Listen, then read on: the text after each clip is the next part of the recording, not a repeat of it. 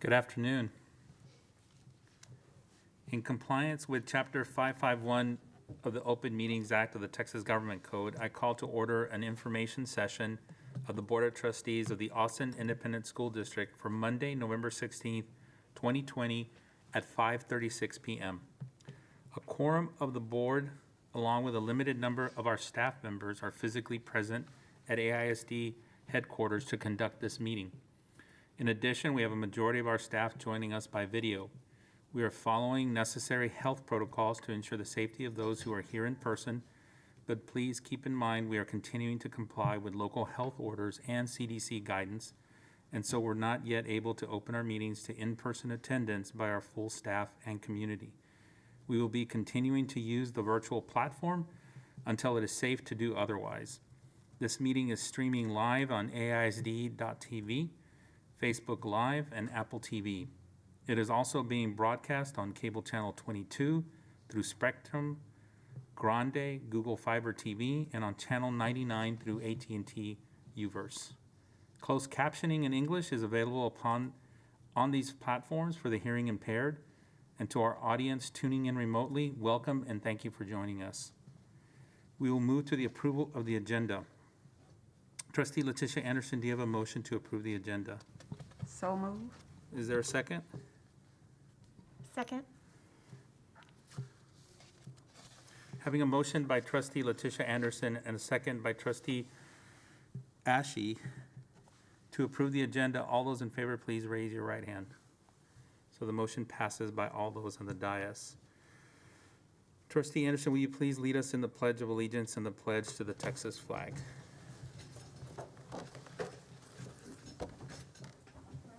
Pledge allegiance to the flag of the United States of America and to the republic for which it stands, one nation, under God, indivisible, with liberty and justice for all.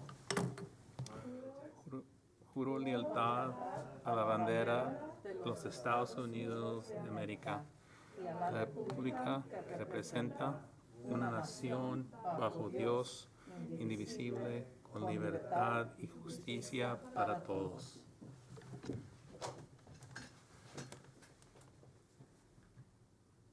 Honor the Texas flag. I pledge allegiance to thee, Texas, one state, under God, one and indivisible. Honro la bandera de Texas. Te juro lealtad, Texas, un estado bajo Dios, único e indivisible.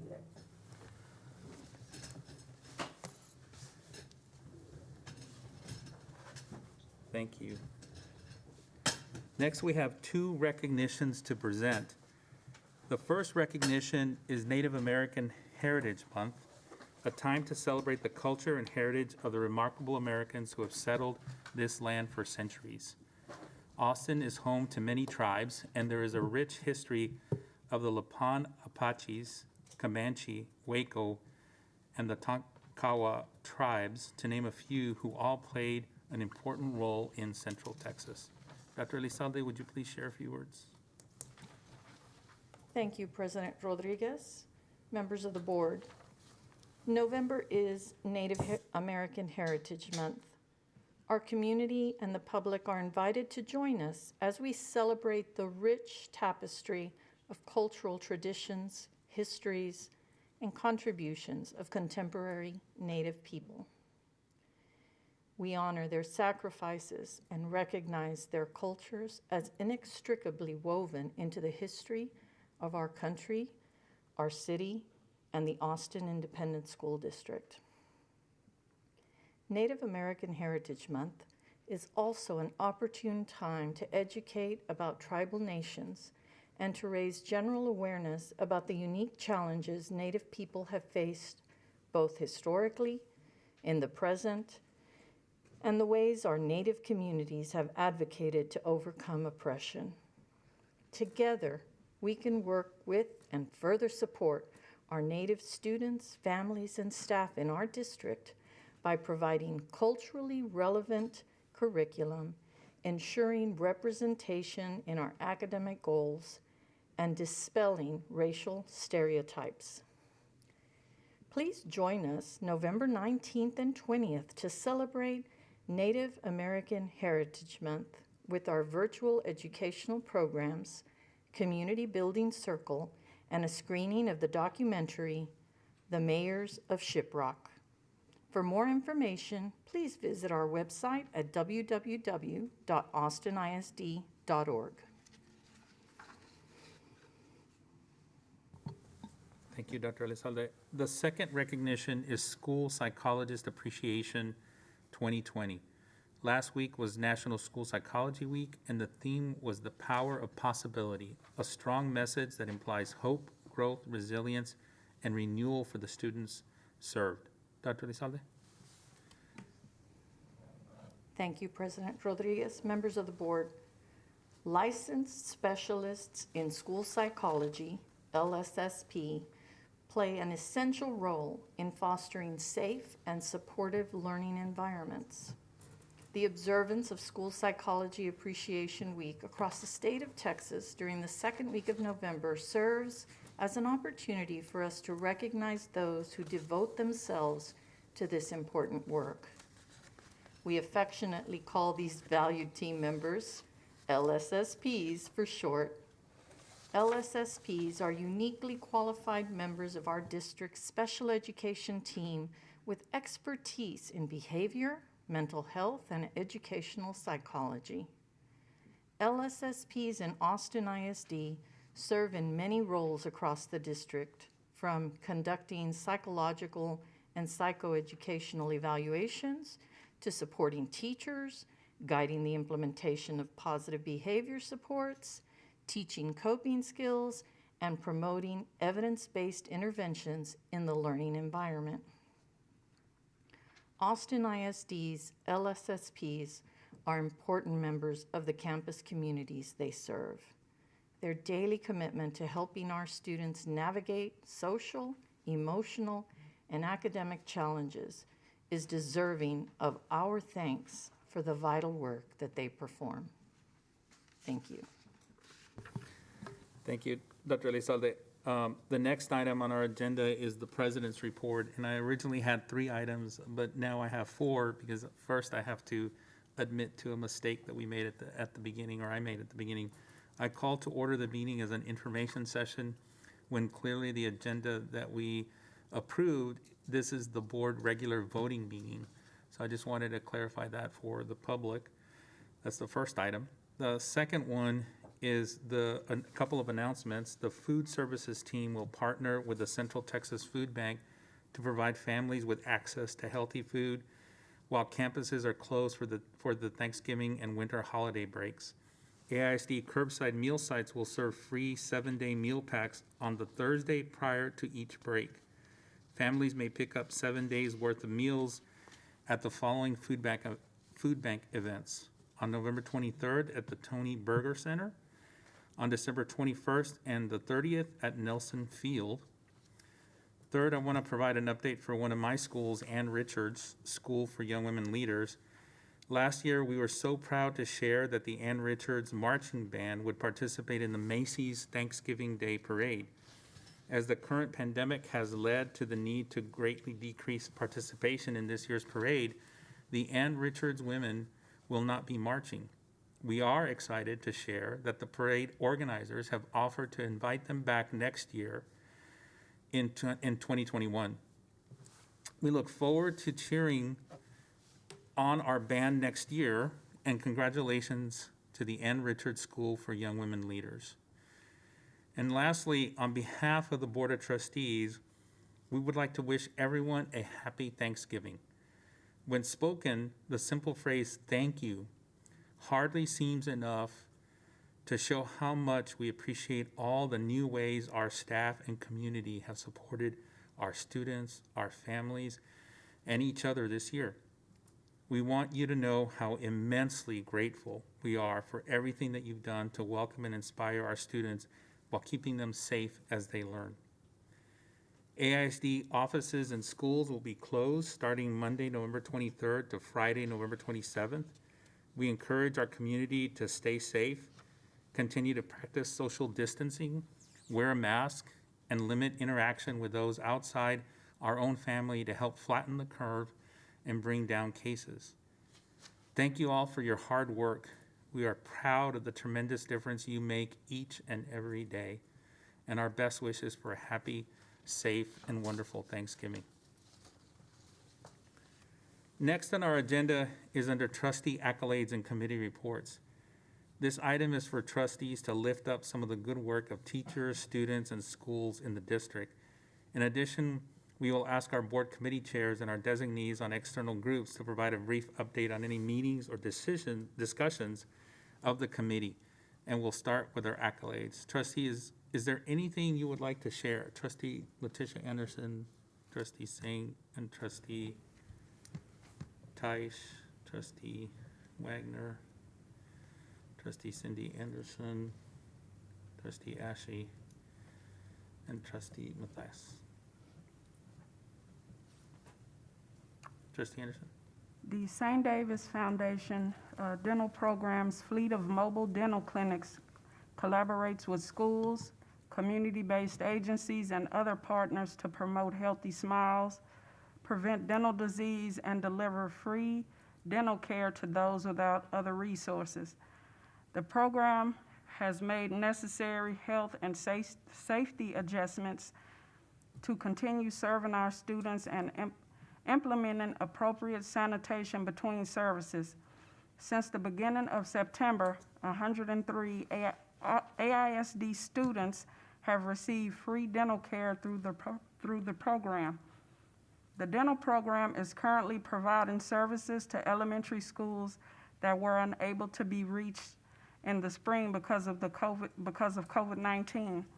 They are currently serving students at Rodriguez and Padron and will provide services to the following campuses in rotation: Andrews, Jordan, Odom, and T.A. Brown. Additionally, the program will continue into the spring semester with the following schools in rotation: Casey, Cook, Galindo, Met Sanchez, St. Elmo, and Wooten. Thank you. Trustee Singh. So schools across the district celebrated Red Ribbon Week, October 23rd through 31st. This is the largest drug abuse prevention campaign in the nation. And Perez Elementary counselor Isabel Marquez guided her students through Red Ribbon Week with fun themes each day to celebrate their commitment to living healthy, drug-free lives. The school normally celebrates the last day of Red Ribbon Week with a dress as your favorite book character day and parade, but to adapt to the current context and to include all learners in the events, the librarian there, Randy Sather, initiated an opportunity for students and staff to decorate a pumpkin, a squash, or gourd as their favorite book character. So I'm sure that was very cute and a lot of fun. The second accolade I have is for Lee Elementary. Raksha Joshi, a fifth grade teacher at Lee Elementary, presented a live webinar on November 12th as part of Making Art and Global Interconnection from the Smithsonian Asian Pacific American Center and the Smithsonian Center for Learning and Digital Access. Raksha is only one of 5 educators nationwide involved in this prestigious series for K-12 educators. The Smithsonian teamed up classroom teachers with artists and art historians to offer new ideas for the classroom that weave together the process of art making and understanding our interconnections to topics and issues around the world. Thank you, Trustee Wagner. I'm sorry, Trustee Tice.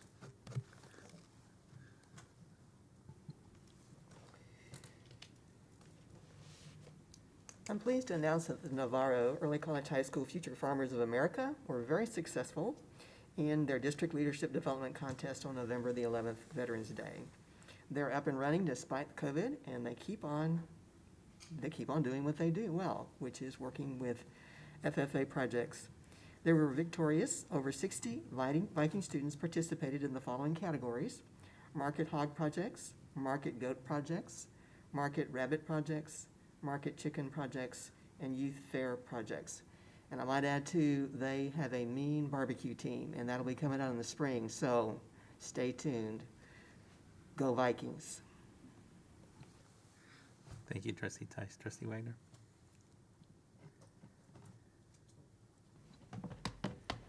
Well, first I wanted to say congratulations to Bowie High School science teacher Jessica Davis, the amazing Ms. Davis, who won the 2020 Phi Beta Kappa Alumni Association of Greater Austin Teaching Excellence Award. So with that award, she not only won $2,500 for herself, she also won $500 for her school. The Teaching Excellence Award recognizes Austin area high school teachers who have demonstrated instructional expertise, classroom innovation, and the ability to cultivate students' ability to think critically, who expanded their knowledge in the liberal arts and sciences, and who share their own classroom successes for the benefit of their colleagues. So congratulations to Ms. Davis. I also am excited that Sunset Valley is partnering with the Fruit Tree Planting Foundation, Arbor Day Foundation, and Enterprise to plant a 40-tree orchard and distribute 60 fruit trees to students' families, providing fresh fruit and clean air to the Sunset Valley community. The community is going to have an event on Tuesday, November 17th, to start planting the trees. Awesome. Thank you, trustee Wagner. Trustee Cindy Anderson? Students from Blanton and Clayton Elementary Schools won the Austin Family Magazine Young Writers Contest. Blanton Bobcat 4th grader Elwood Centias and Clayton Cardinal 5th grader Avinash Kumar both placed first in their respective grade divisions. Students were required to write 75 to 300 word essays about their favorite day in the COVID-19 quarantine for a chance to win gift cards, plaques, and a feature in the magazine. Congratulations to both of our students. Thank you, trustee Eschi. I have two accolades, the first being one from Anderson High School. The National Academy of Engineering announced Anderson senior Zoe Vardes as a 2020 Engineer Girl Ambassador.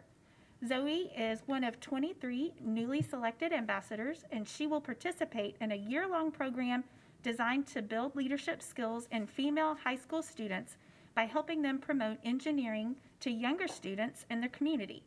So Zoe proposed a 3-day workshop for young girls and their siblings in cooperation with Casa Maranayela, I'm sorry if I said that incorrectly, a home for displaced immigrants.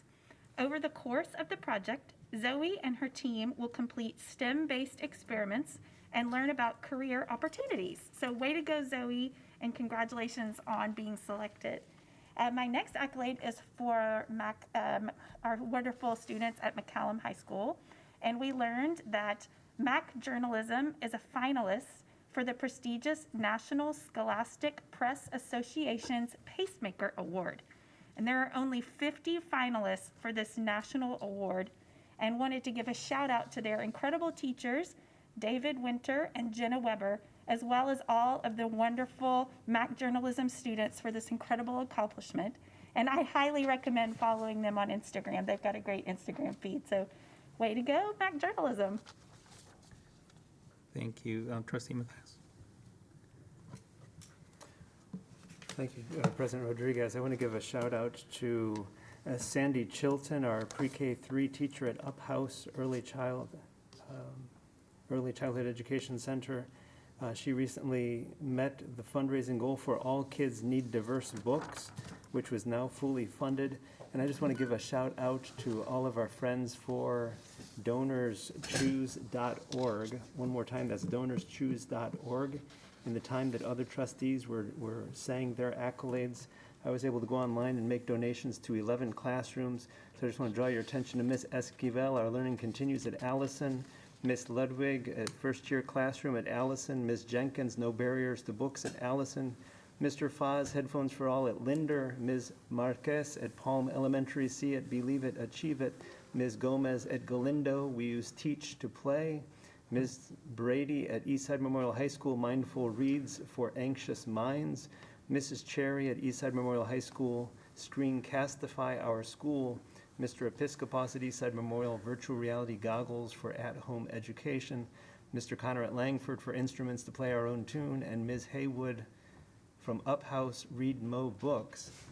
DonorsChoose.org. It's a simple way for us to be supporting our teachers and our students during these difficult and unprecedented times.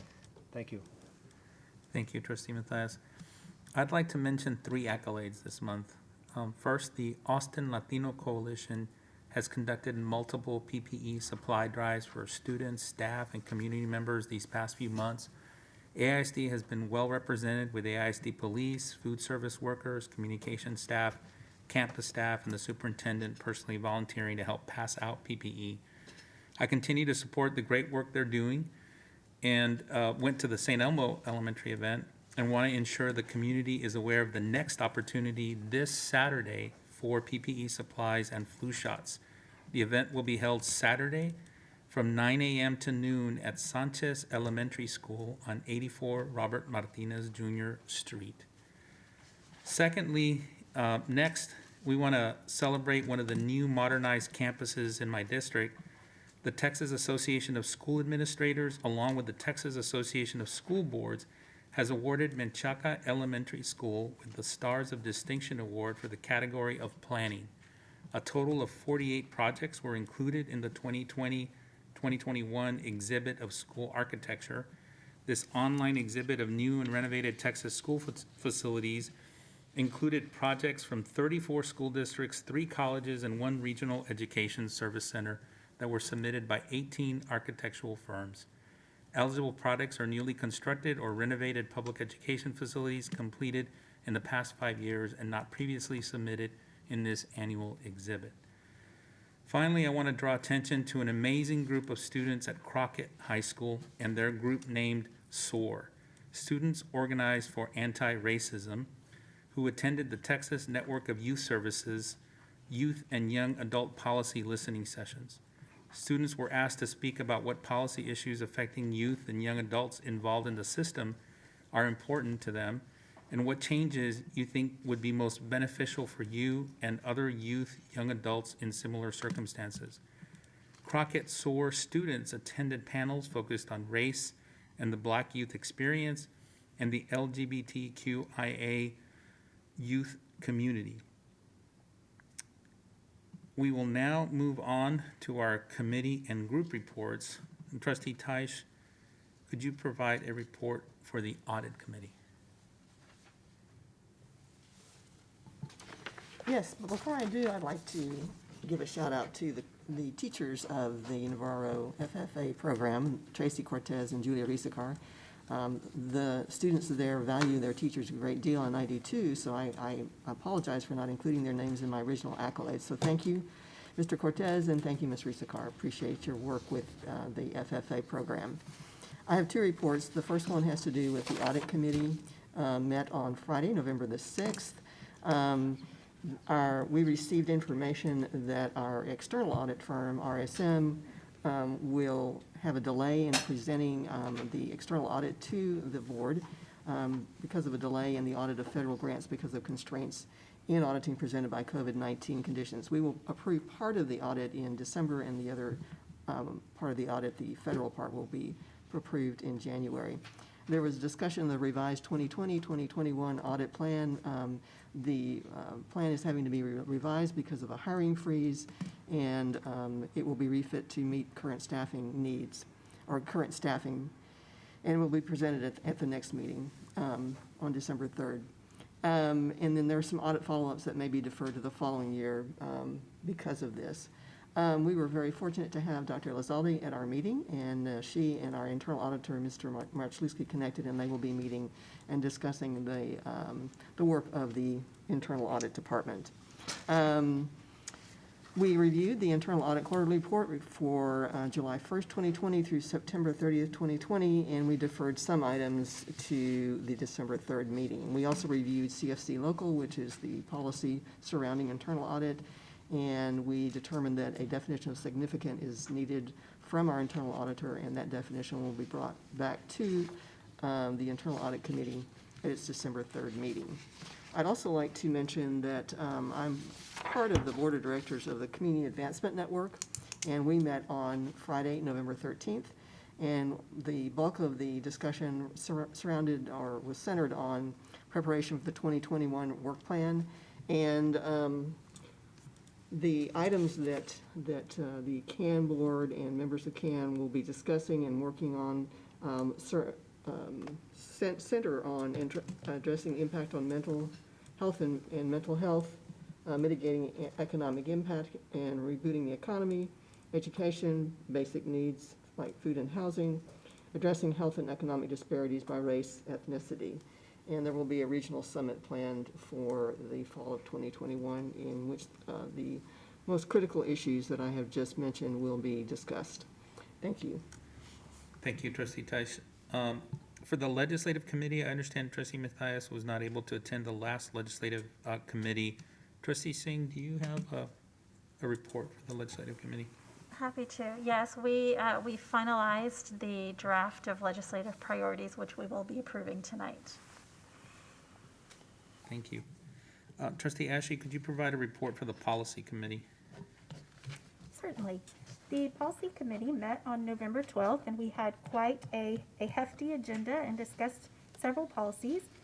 We discussed policy FNG as it relates to the grievance process, and there are still some work that the Policy Committee would like to continue to see before we bring it to the entire Board of Trustees.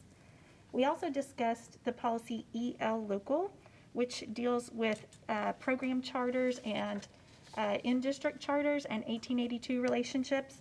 This is one that will probably be, or I understand it will be on the agenda for our information session. So please take a moment to look over that before the information session so that we might be able to have a great discussion about that and potentially vote on that in December. There were several questions, and Dr. Elizalde and her staff are aware of those and are going to be trying to get those answered for us before the discussion. We also discussed BE Local, which has to do with board meetings, and they're running. And we are potentially discussing the movement of our meetings from Mondays to Thursdays. And there will be conversations, if they have not already taken place, with those who are newly elected to the board or those who are in runoffs to make sure that those days work for them. We will not be making that decision without consulting them to make sure that that works. And then there will be some other examination that we will do once we have the full board in place after the runoff elections. We looked at AE Local, which has to do with our strategic plan, and are going to be receiving some updates to that so that the strategic plan and the policy match. We also began to discuss potentially a social media policy, and so that will be coming up, but there was a continued discussion and several questions that we needed to have answered before we had any policy to bring forward. And I would anticipate that is going to take us a little bit before we are ready to bring that one forward. And we also received an update on the discipline policies as well as the student code of conduct, and learned that Dr. Stephanie Hawley is creating a committee to help guide the work of that, and that we will have a written update in January at the policy committee meeting. And we set up some new procedures for the staff review of policies annually so that we can make sure that they are working as they should be working. So as you can see, it was quite the meeting, and we covered a lot of things, but it was all very good work, and I'm excited to be able to bring some things forward to you in the near future. Thank you, Trustee Ashe. Are there any other committee or group reports from trustees before I cover 3 brief reports? If there's not, the first one's pretty quick. The Austin Ed Fund has not met since our last report. Secondly, last Thursday, the Safety and Security Committee met virtually for their second meeting of the school year. And as you may know, I serve as the co-chair for that committee, and Trustee Wagner is also a member. The committee was provided an overview of the emergency operations process for the district and heard an update on mental health and SEL supports for staff and students, especially during the time of this pandemic. Our next meeting will be scheduled for the end of January 2021. The third item is the board's governance committee met virtually on November 6th with board officers Dr. Elizalde, Dr. Reach, and Tony Cordova. The committee reviewed and approved agendas through December and set out the process for our first change in trustees on December 7th, when Trustee Tice and Mathias will end their term and 2 new trustees will join. The administration also shared upcoming items to be scheduled, updates on district and board committees, and planning for training of both new trustees and the team of 10 to start in January. Thank you all. That covers all of our committee reports. Our next item is the superintendent's report and information on our Open for Learning plan. Dr. Elizalde. Good evening again. Thank you. I wanted to bring an update as we continue to make adjustments to our daily schedules and our interactions with data that are collected. So there, you should have a copy at the dais. We also should have some, there we go, for viewing. So on slide 2, I wanted to just bring us up to date on the percentage of individual students who are selecting to report to on-campus instruction. We're doing a comparison of the last 3 weeks of Monday through Thursday. You can see it's quite consistent at the elementary, having some slight gains up to 40 or 41% of that population. At the secondary, you continue to see a much lower, albeit slightly higher, still a lower percentage of students opting for the on-campus instruction. District-wide, this equates to approximately 24% of our entire 75,000 plus student enrollment selecting on-campus instruction. On slide 3, this past week, November 9th through the 15th, you see highlighted that we had 54 total positive cases, which also in an accumulated fashion for the entire year since September the 8th is 171 positive cases. And on slide 4, you'll see a comparison of last week to this week. Last week we had, one more slide please. Last week during the same time period we had 38 positive cases compared to the 54 that we saw this past week. So that is unfortunately in alignment also with what our county and city is also experiencing. You can see the breakdown there between students and employees, and again, you see the total number.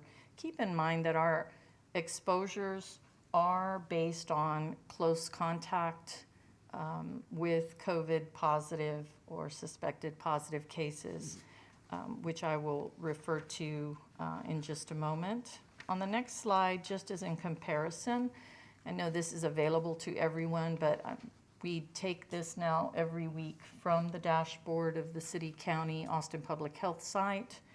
We are still in stage 3.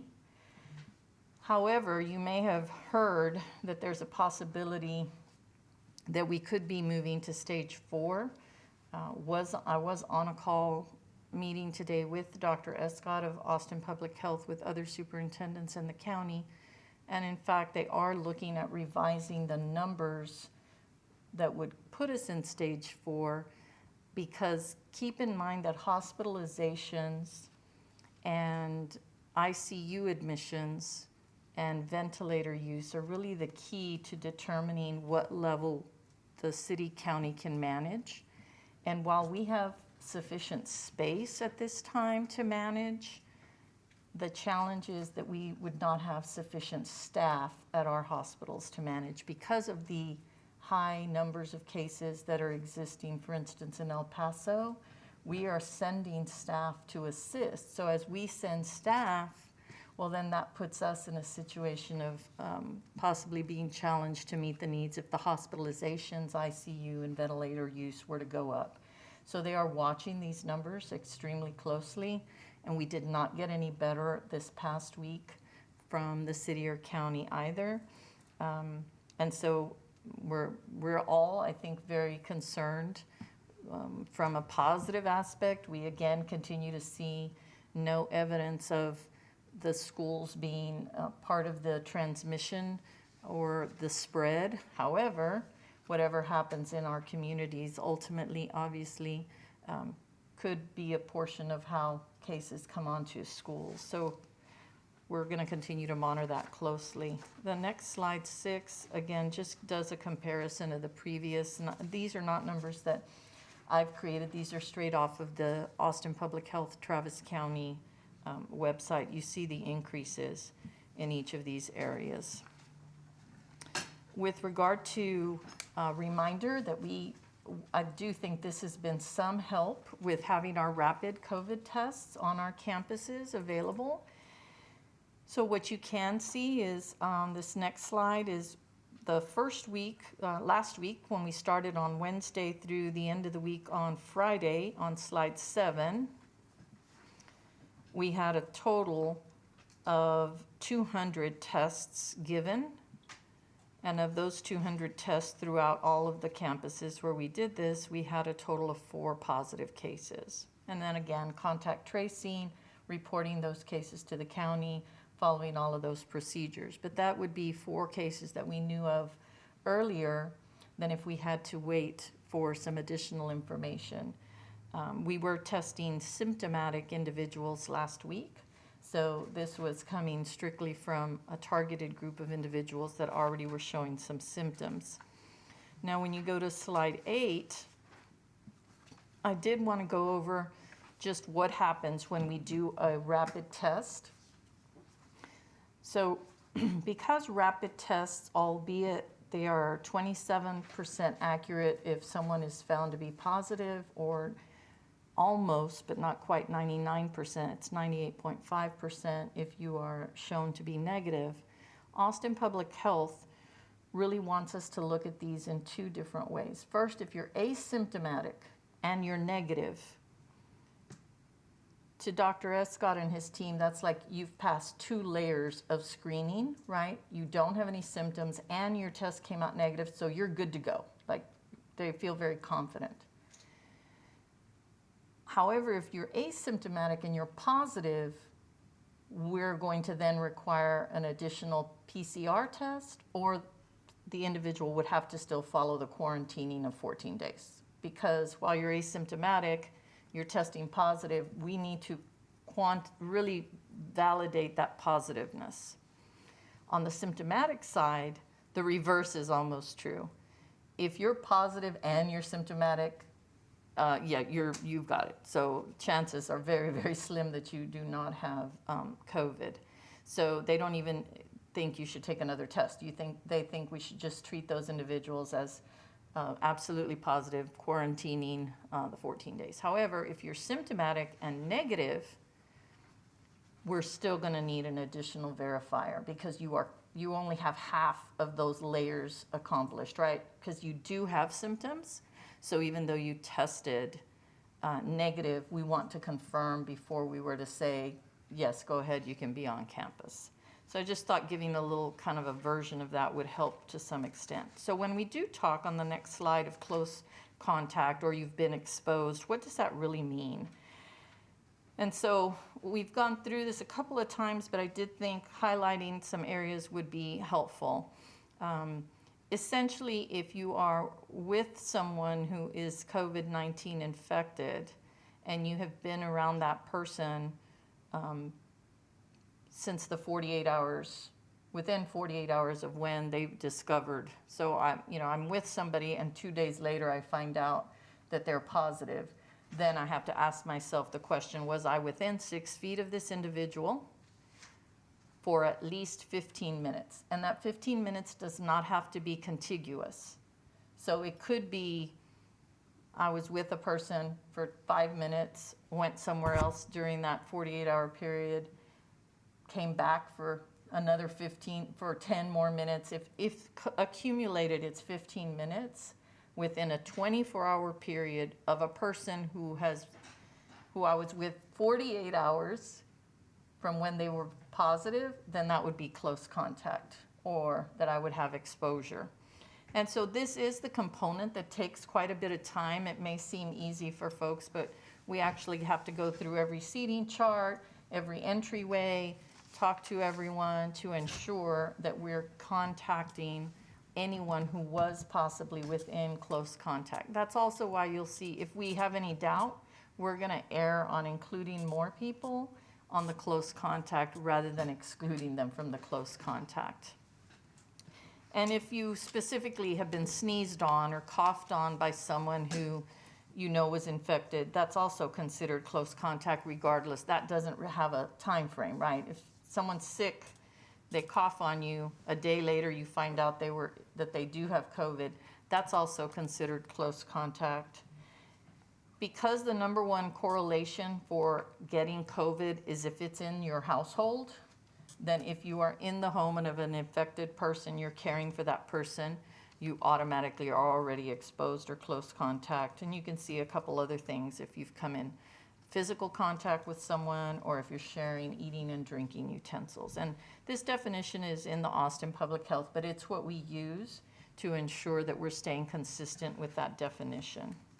There was also a question that, of course, we'll provide in written form, but thought this was a good opportunity to address it on slide 10. How do we decide whether we should close a campus or not? And while there isn't a very defined explanation, the general rule is if there's any suspicion, it's not even evidence, if it's suspicion of internal transmission on a campus, or you're having difficulty doing the contact tracing, and let's say I don't have enough time, then, and I want to make sure we have everyone, then you are allowed to close the campus. However, we have to keep in mind that it has to be done on an individual campus by campus basis, and that we also have 5 days total. So we want to be careful of how we're utilizing that. So for instance, at Austin High, as you all received my notification, it really was out of an abundance of caution. Visiting with Austin Public Health, they were still feeling like you really could keep it open. There really isn't evidence. We're not feeling like there's internal transmission, but we all knew that there was quite a bit of conversation in the community, in the Austin High community of parents and students, that students had been spending time with each other outside of the school day, which created, I think, some concerns. Certainly it created a concern for me. And so out of an abundance of caution, we have the tests, let's be safe, let's go ahead and shut down. We could have done, a longer period of time, but also could have done less. So opted for the Monday through Wednesday. We've tested, I don't have all of the disaggregated data, but we did test over 250 people today, which I really appreciate and want to thank the Austin High community of staff and students who, because remember, it's voluntary. No one can make anyone take the test, but we had individuals that clearly took advantage of this opportunity, and of the 250, there were over 250 tested. 4 were positive. 1 we already had as a suspected positive, so it was really 3 new ones, which is all of that was good supporting information that we did not have a rampant case of COVID throughout the school. And so Austin Public Health actually felt very good about those numbers. We're continuing, however, to do testing tomorrow and Wednesday. Right now, I haven't evaluated all of the information. Given what I know right now, I would not be leaning towards closing Thursday and Friday. I would reopen Thursday and Friday, but we still have 2 more days, certainly at least tomorrow, that I'd want to reevaluate before I make a final decision with regard to Austin High. And I do want to make a mention, because I'm sure some folks may have heard, there are some indications, or there are some places where you can request a different waiver from having to provide anything other than remote instruction. But those right now are only being accepted from the regional areas that Governor Abbott defines as meeting that threshold. Travis County does not come close to that threshold. El Paso is one of the areas where he's continued. There are also a couple of areas in the valley where he's also allowed this to take place. But right now, we would not be eligible. But we'll keep watching it, knowing that if we had to, of course, we would do so. Just because I want to remind everyone, of course, we could close at any time, but we would have funding restricted if we chose to do that and we didn't meet these criteria. So I never want to say we could not close, because that's not a truthful statement. We could close, but if we did, we would not receive any funding. And if we don't receive any funding, well, then we can't meet payroll. So it's kind of a tough spot to be in. With regard on the next slide to what kind of an impact has COVID had, I did want to just bring to our trustees, we have minimized the number of assessments that we are giving because there were too many, and we know that just administering these assessments in a remote way is already very hard. We don't know how good the data are, how valid the data are, but they are providing us some information. So up to this point, we are doing some assessments with kindergarten, which is the Texas KEA, because we do have, last year, we did use the Texas KEA, so we'll be able to do a little bit of comparison, because keep in mind that if we don't have a baseline data, then the data are just out there. Like, you don't know if, did we stay the same, did we get better? All data are relative. If there's nothing to compare it to, it's kind of just out there. We are also utilizing a new assessment, the MAP test, which is for grades 1 through 5. Our district selected to do iReady. I want to call this out only because it happens to be an assessment that the Texas Education Agency does not have on its approved list, which also means we have to pay additional to fund that assessment. I'm working through our chief academic officer to gather more information about how did we get there. I'm sure there was some rationale. I'm not aware of it yet, but we'll work on that. We also have course failures. We have seen an increase of students that are not doing well in their coursework. And then we have some attendance that we also are able to gauge whether remote or in person. And so most of this data are going to be helpful in identifying specifically where we are. And at some point, we'll be able to do some comparisons. But ultimately, all of this is to never allow us to forget that we have to utilize the data to ensure we're working on excellence and equity in education for each and every student. And that completes my report for this evening. Thank you, Dr. Elizalde. Trustees, any questions? Trustee Singh? Thank you so much for this report, Dr. Elizalde. I really appreciate that. I had a few questions that have come to me in the past couple of weeks I wanted to share. One was, you gave some more details about Austin High and the situation there.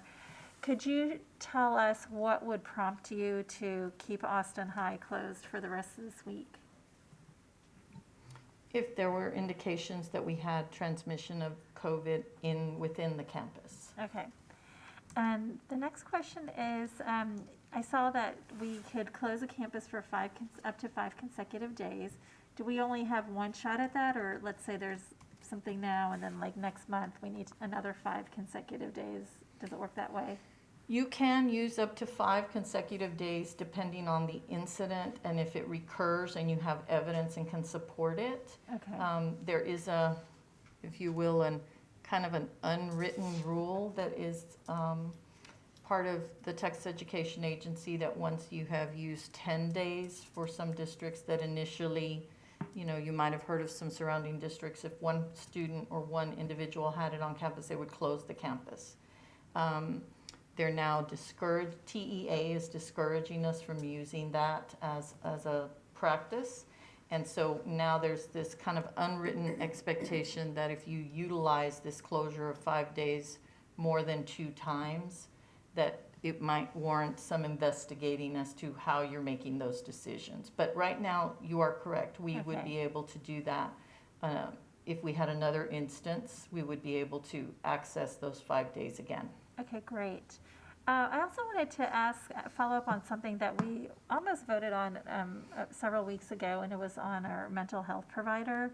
And I only bring that up now because I know a lot of our community members are accessing the mental health centers at our campuses because this is a very stressful time.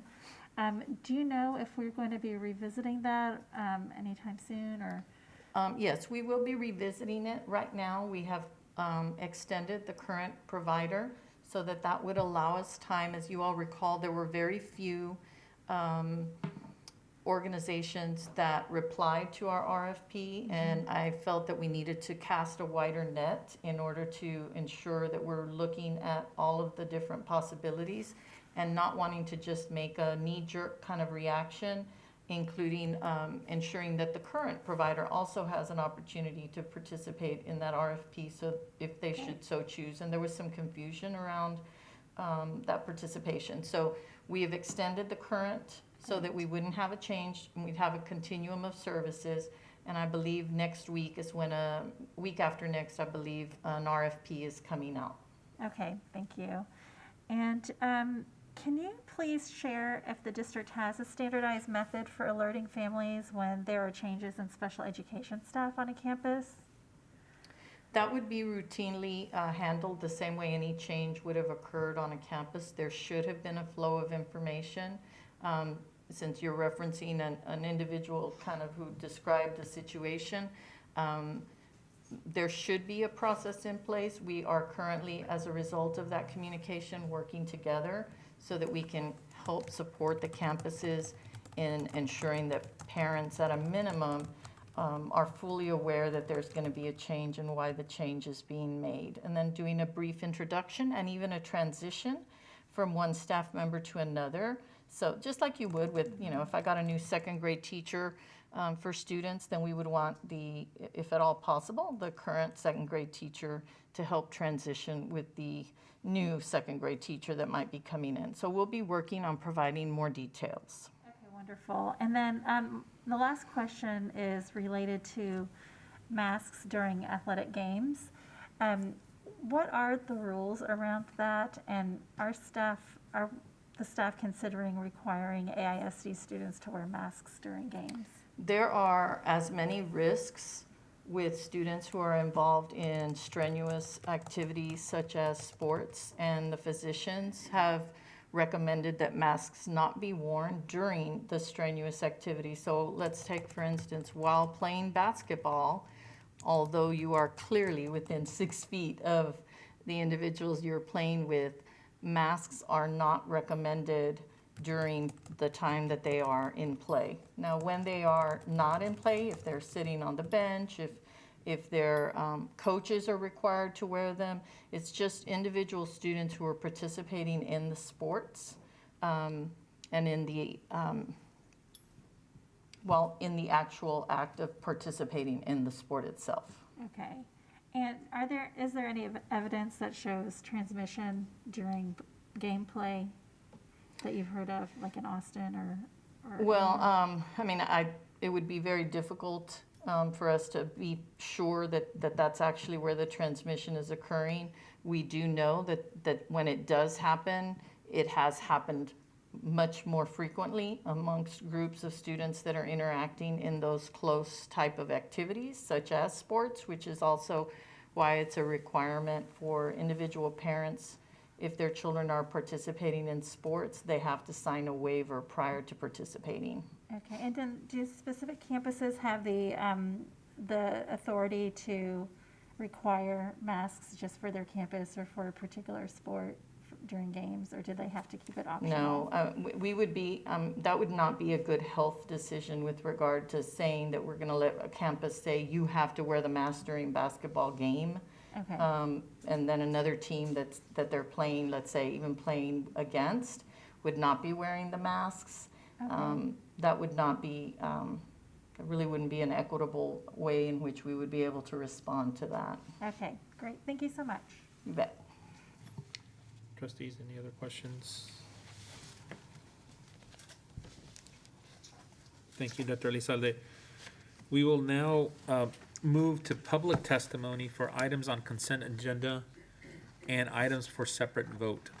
In order to accommodate our video conference format, members of the public wishing to participate in the public testimony portion of our meeting called a dedicated AISD phone line in advance of the meeting and audio recorded their remarks. We will now play those recordings, so please listen carefully. Hello, Hello, my name is Lisa Flores. My comment is about agenda item 10.6. I really appreciate the addition of special education metrics. I do not support the language of metric 1.4. STAR is not a meaningful measure of student achievement, particularly for students receiving special education. I worry an unintended consequence of this metric could mean less access to meaningful instruction and more time spent on test-taking skills, test practice, and drill and kill methodology to get better results that are not focused on the acquisition of concepts, but passing a test. The focus should be on foundational literacy and math skills. Perhaps it might be more meaningful to measure literacy skills using a monitoring tool like DIBELS. On goal 2.2, please be explicit to add students enrolled in early childhood special education programs to ensure all students are ready for kindergarten. I appreciate this consideration. Thank you very much for hearing my testimony. Thank you. My name is Nadia Khan, calling about item 10.6. This scorecard does not reflect alignment to board priorities. There is nothing here to show how bilinguals are doing, that values both of their languages, or that ensures the district focus on both languages of instruction. Currently, these metrics focus on one language, which undermines the development of whichever language is not the one chosen for testing. To respect, build, and grow the foundation that home languages provide, we must adjust how we evaluate our pre-K through 5th students. Create a metric that shows how emergent bilinguals are doing in their home language and the second language. Disaggregate the scorecard. Add a metric for 5th grade emergent bilinguals that specifically includes both and simultaneously Spanish and English language arts scores. Remove or disaggregate metrics that currently aggregate young emergent bilingual and monolingual learners to make evident the successes and failures of both types of learners. Building capacity for critical thinking in a language takes 5 to 7 years of language development. This needs to be reflected in how we evaluate students who are developing 2 languages at different skill levels simultaneously. Hi, this is Deborah Trejo, and I'm calling about the scorecard and superintendent metrics. I'm requesting that the board adopt a metric to ensure that students who are served by special education are included in the least restrictive environment in AIC schools. The board adopted approval of a district-wide inclusion model in November of 2019, yet no progress has happened for a year on adoption of such a model. It is critical that teachers, general ed and special education teachers, receive training in how to include all students with special needs and different learning differences. I strongly request that you include metrics around special education, including the number of students identified as eligible for special education served in a general education setting increase, the number of teachers and administrators who have received training in how to meaningfully include students with disabilities increase, and the percent. Hi, my name is Gloria Vera Bedoya.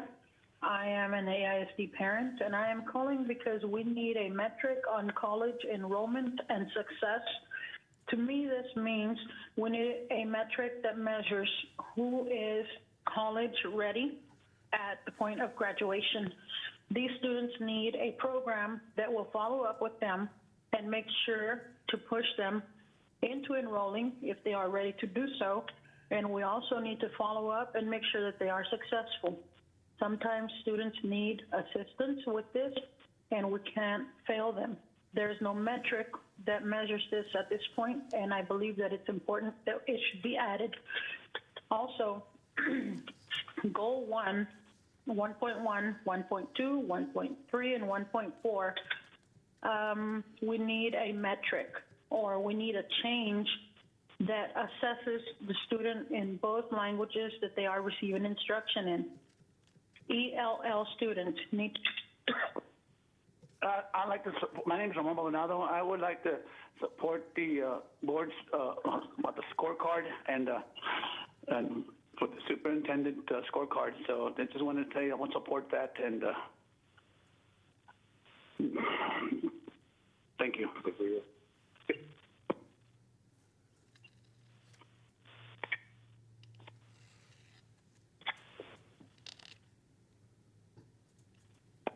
Good evening. My name is Candace Hunter. I'm speaking on agenda item 10.6, the scorecard. While our district prides itself on our students being college and career ready, there is a stark difference between those who are ready and those who are going to and through university. My son is a student at Northeast Early College High School, where this semester he is completing his high school credits, taking AVID 4 and taking 3 classes at ACC. He receives guidance from the Early College High School office as well as his AVID teacher. Even though his school has a culture of college future, not every student receives such targeted support. If the superintendent is to lead all and lead all well, then one measure of that success must be equity in college preparation, counseling, and support. Thank you. My name is Nikki Graham. I'm the incoming chair of the Austin Chamber, and I'm calling regarding item 10.6 of today's board agenda regarding the 2021-2022 scorecard. On behalf of the Austin Chamber, and based on the considerable amount of work done 2 years ago to pass the HB3 college career readiness provisions, I ask that the board please consider reinstating the direct-to-college enrollment as part of the scorecard. Central Texas demand for talent requires post-secondary enrollment and completion, and the link between our districts and higher education are critical to our region's success. I appreciate your consideration. Thank you. Hi, my name is Marissa Ennis. I'm calling about agenda item 10.6, specifically items 1.1 through 1.4 on the scorecard. My concern with using the STAR test as a metric is that the STAR test itself is really flawed for the students, many of the students listed in 1.1 through 1.4. It doesn't accurately measure school factors that really do improve outcomes for students, like positive school climates, inclusive practices, ongoing development of a student's home language, low teacher turnover, strong homeschool collaboration, and community engagement. A hyper-focus on the STAR test as our measure of outcome can hamper teachers' ability to differentiate their instruction and to use authentic measures that they know are truly getting to the heart of a student's growth and the things that increase well-being in their students. Thank you very much. Hi, my name is Charlotte Blanche. I'm commenting on item 10.6. STAR testing is not a meaningful measure of how students in special education are performing. We do not need curriculum diminished in favor of test taking. A more appropriate monitoring option needs to be put in place to measure math and reading comprehension. This is where special education kids tend to fall behind in the, because there's no way of measuring how they're comprehending the material. So I would like a different monitoring technique in place other than STAR. Thank you. Hi, my name is Laurie Solis, and I am the president for the Austin Council of PTAs. I am calling in regards to the Austin ISD 2021-2022 scorecard. Through our findings last year in an Austin Families and Whole Child Education grant on community engagement, we understand that Austin families want an increased focus on whole child development, more personalized attention to children as individuals, and more resources and supports for families. We would strongly like to add some sort of line item regarding community engagement and inclusion for our families so that we can support student well-being and achievement, teacher and employee well-being, and provide to that culture of respect for our district. And would like some sort of inclusion either in our campus improvement plan for every school in the district or some other concerted effort of community and family engagement. Thank you. Thank you for this opportunity to address the Austin ISD School Board and officers. My name is Susan Dawson. I'm president of E3 Alliance, and I'm addressing item 10.6, the district's 2021-2022 scorecard. I would like to thank the trustees for their efforts to objectively measure student outcomes to help improve students' success as well as eliminate equity gaps. And we are pleased that you are voting on this scorecard to continue that process going forward. However, I would like to express concern that the scorecard, while containing many important measures, does not have a college enrollment metric. This is critically important as we know that students have just a 12% chance of having a living wage job if they are not receiving a higher education credential within 6 years of graduating high school. It is also tied directly to the CCMR funding through HB3, which we fought so hard for, that will benefit the President Rodriguez and fellow trustees. My name is Gilbert Zavala. I'm Vice President of Education and Talent Development at the Austin Chamber. And I want to thank you for your service and the opportunity to provide input on the proposed superintendent scorecard. While multiple measures on the scorecard are tied to House Bill 3 college and career military readiness provisions we supported, the scorecard does not currently include a goal for direct-to-college enrollment that is also tied to incentive funding in House Bill 3 and included as a goal on the previously adopted scorecard. Given the demand for credentialed talent in our labor market and incentive funding to support this goal, we recommend that you amend the current scorecard to include a goal on direct-to-college enrollment. As you know, the pandemic has significantly impacted our economy, and those without degrees and credentials are struggling, particularly those from low-income and underrepresented communities of color. We believe adding a goal to improve direct-to-college enrollment, coupled with the scorecard elements you are proposing to adopt, will better position our young people for success in our economy. We're ready to support you in this effort. Thank you. My name is Margaret Borden. I'm calling regarding Agenda Item 10.6, Scorecard 2021-2022. I partner with Measure, an Austin nonprofit working to change policies harming minorities. I'm gratified to see that one of the metrics in the scorecard is to decrease the disparity in African American student disciplinary actions by August 2026. I encourage the more ambitious goal of eliminating disparities and hope the board will begin now, not next year, by adopting recommendations in Measure's Innocence Initiative policy brief, emailed to trustees October 20th, and about which I gave public testimony at the October 26th board meeting. Specific actions include eliminating the disciplinary removal of children from classrooms, eliminating disciplinary actions related to hairstyle and texture, capturing campus disciplinary data by gender by race, and diverting funding from SROs to additional mental health services. Please make breaking the school-to-prison pipeline a key priority. Thank you. Hi, my name is Willie, and I'm affiliated with Measure, a nonprofit within the Austin community. I called on a previous board meeting on October the 26th. I'm calling in regards to Agenda Item 10.5, the ISD legislative priorities. I want to thank the board for the proposed Legislative Priority 5, supporting addressing the elimination of disproportionate impact of suspensions and expulsions. In our submitted policy doc, we had found that among Black female students are among 10 times more likely to receive more than one out of school suspension compared to their peers. Let that sink in. As you all are evaluating scorecards under Agenda Item 10.6, consider the metrics we proposed in the policy brief. And I believe AISD can and will be the leader of positive change. Thank you. Thank you to the board for listening to this measure, and I look forward to see what's next. Thanks. My name is Kathy McCourse. I'm calling on behalf of the Austin Travis County Success by Six Coalition regarding the board agenda item 10.6. The measure 2.2 is student achievement of pre-K students, meaning kindergarten readiness. Under that topic, it's important to understand that experiences of the students aged birth to 3, including their access to parent supports, healthcare, nutrition, housing, and access to quality childcare, are going to impact the developmental that these children enter the pre-K classroom at. Without considering baseline information, it's hard to set both a reasonable and rigorous baseline goal for pre-K growth in 1 year.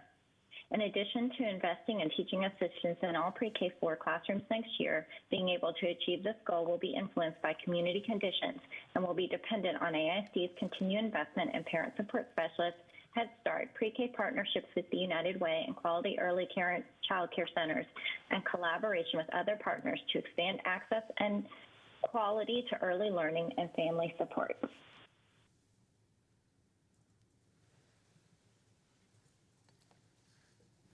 Thank you. This concludes public testimony. Trustees, are there any questions or clarifications? Trustee Cindy Anderson. I'm sorry, Trustee Letitia Anderson. I guess it's more so well, it's a request and a comment. If possible, because I do remember that being mentioned in our October meeting about looking at policy related to hairstyles, and I do believe we need to we need to look at that. Also, yeah, that's it for right now, because I can't remember nothing else. That's it. Thank you. Thank you, trustee. Can I make a clarification on that for Dr. Elizalde? That I think my ask along with trustee Anderson is if there's a way for you all to review the proposals that Measure did under the guise of the discipline disparities, a goal that we have. And I guess if at some point we'll talk in our governance committee about when the appropriate time to report back on that might be. It could be the next board information meeting or the one after that, depending on how we schedule that. But I think there was like 4 or 5 proposals, and I think we've met, well, I think we've met like 4 of the 5, but I think it's probably good to have you all discern that and report back to us on that. Yes, sir. And Trustee Letitia Anderson, and to all the members of the board. Dr. Hawley has convened a group, and they started their first meeting just working with community input, really under the largest umbrella of ensuring that we are disrupting the school-to-prison pipeline. And that does include the code of conduct, which does list some things that we need to be more specific around ensuring that hairstyles are not part of how we discriminate against students and so on and so forth. And so I know that it will be a part of that entire conversation. I know that that was work that we were already considering, and I will ensure that I remind our team to look at those recommendations that came from Measure. Thank you. Trustee Singh? Dr. Elizalde, I had a couple of clarifying questions. One of the callers mentioned something that happened before your time, but I wanted to know if you or maybe some of my colleagues knew about this. I think it was Deb Trejo that mentioned a district-wide inclusion model from November 2019. Is that something, and I should know because I was on the board at that time, but is that something that we adopted, or is that something that we said we were going to develop? Trustee Anderson? Sorry, it was on the School Changes 2.0, I think. Okay, got it. Trustee Anderson, do you have another question? Yeah, I was just going to add to what Trustee Letitia Anderson said, because we actually had this conversation with the CSCE group. It was part of an overall plan, but the board, I believe, expected additional information as to what implementation would look like, and that's sort of where it stopped.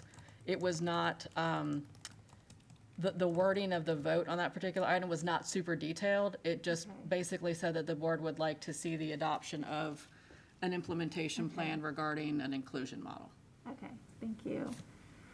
Is that something that we have on one of our, future calendars or on a calendar for discussion? Well, first I would like to say we absolutely will be having some sort of an inclusion model, and we should have already had it because the entire focus of special education is the least restrictive environment, as Deborah Trejo mentioned and referenced in her call and in an email that I believe all of us received. And in fact, we don't seem to have all of those pieces in place. And Ms. Casas is currently continuing to work on really acquiring. I know it may seem like we should be able to make these decisions quickly, but the truth is sometimes you see a fence and you think the fence, okay, that fence is right there in the middle of that room. It has no business in the middle of that room. Let me go take it down. And before you take it down, you really need to find out why it was put up, who put it up, what was the purpose, what changed. Sometimes you think it's real simple. There's no doubt that we need a continuum of services that focuses first and foremost on the least restrictive environment, which is an inclusion model where students are in general education classes with itinerant teacher support. That is where we should be starting. And then from there, depending on the student needs, we would be moving to settings that might be slightly more restrictive than a general education classroom. It's important at this point to always remember special ed students and bilingual students are first gen ed students. Special education and bilingual is an additional category, not in lieu of, but in addition to. And so I, as a special ed student, should have access to everything that's in a general education classroom, plus what is required in my IEP and what I need, and that should be in addition to. So I just want to say that because it was one of our topics of discussion even today, and Ms. Casas is working with the special education team. Again, I think it's very important to recognize, as I have discovered, there's always in every system, when you have a new lens, there are some things you will find that it's not because other people didn't want to find it. It's sometimes you're too close to the work in order to see some of these things. And our team members are now bringing things to us as they see these things. And collectively, we are going to work together. I don't want this to become an issue with regard to individual people. I've found lots of examples that when we don't provide the supports and the resources that are necessary, it is very difficult for any one person to get an entire work done when their work involves a collective, and we haven't created guiding coalitions to ensure that the work is done. So we have a lot of opportunities, but I want to recommit to everyone and to our public. They are absolutely on target, and we will be working to do that. I will move as quickly as possible because I was told that that was a commitment that had been made. It's clear that the board made the commitment. We just have not taken that commitment that you made and turned it into action, which we are doing now. Wow, that was quite a wonderful answer. So thank you for that. I really appreciate and know that this is going to be a high priority for our district. Related to that, I heard one of the callers mention special education assessments that were not the STAR, and I think Dibbles was one that was mentioned. Does our district do any, like what, if any, assessments do we use across the board for our special education students besides the STAR, if there is one? Yeah, I'm not going to know all of the assessments that we utilize. I do want to say that there are other ways of assessing beyond STAR, and I am also proposing that we bring you monthly reports of data, starting in about a month when we have our new members seated, that we bring monthly reports regarding special ed and bilingual each and every month, so that both the trustees and the public can see the work and hold us accountable to the work. We're not going to be able to provide all of the resolutions right in 1 month, but that's not what our public is asking us to show them, that we are actually working on it and providing real solutions. And so there are so many other ways. I know I sound like a broken record, but because it's not on the scorecard doesn't mean, A, that it's not going to be measured and that it's not going to be reported and that it's not important. It really does go back to, are there other ways in which that is partially being measured? And so are there other assessments we can give special education and that we do give special education students? I'm absolutely sure that we do. We should be able to bring to you things like, how are special ed students attending? Just what's their attendance look like? What do their course success or grade success look like? What percentage are meeting their IEPs? What percentage are having their IEPs updated and increased? Are we really challenging students to meet those goals and then move beyond that? So I think there's a series of things. Dibbles is something that could be used. I know that there's a series of different assessments. I would really want to get with the team to see what is already in place before we make any other suggestions. But absolutely are looking at that as something we would be doing separate from the scorecard that would be brought to you regularly. Fantastic, thank you. And then the last question is really more a process question. I did hear some public comment about items that were really more activities and not so much outcomes. And so I just wanted to ask you to kind of clarify that. And and what comes to mind are things like, some of the community engagement stuff and the teaching assistance, which are very important, but it's hard to measure some of those as outcomes. So I wanted to ask you to clarify that. And relatedly, I'm guessing those activities would actually be in the strategic plan. Is that right? That would be correct. So Okay. for instance, let's take early learning. Just today, we were discussing staffing, and I indicated to the team that the plan needs to include that we will be moving, excuse me. Currently, our ratio was at pre-K 4, 19-1, but no teacher assistant. In addition to that, because we don't have a teacher assistant, for instance, we have to release students 45 minutes earlier than all the rest of the students because the teacher needs to have their 45 minutes of planning. So those are key components of a high quality early learning program, is ensuring that you have the high quality teacher, you have the time, instructional time, and that you have the ratio. And the recommended ratio is 11-1. So that means in our proposal, we will be looking at staffing 22-1 at pre-K 4 with a teacher assistant in every classroom that will not be assigned anywhere else. That will allow us to be at the 11-1. That I also know with the TA, then we'll have the entire school day. I'm feeling badly, like how are our parents working on, what if I have a third grader that gets out at this time, but I've got a pre-K that gets out at an earlier time? I mean, those are some real issues that our families must be having to figure out how to deal with. And they may not be as prevalent right now because of COVID, but I can imagine that they've been something in the past that has been difficult for them. So that means that you would see those actions that would be listed in our strategic plan that would be a response to the framework and the priorities and the scorecard. These are the things we're going to do that will cause, as much as possible, because there's so many variables, as many of our speakers so eloquently stated, but ultimately that we want to tie, at a minimum, have a correlation between these actions and that we would get these outcomes.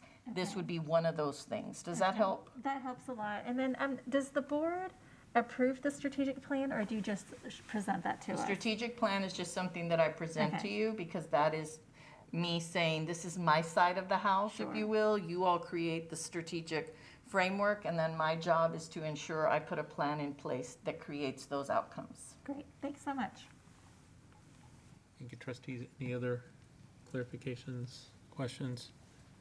I know I had one, Dr. Lizalde, just to have you comment. I don't think 5 out of the 15 community members that spoke about college readiness, and I was wondering if you could just say a few words about that, because I know that our community and community partners had some questions about that.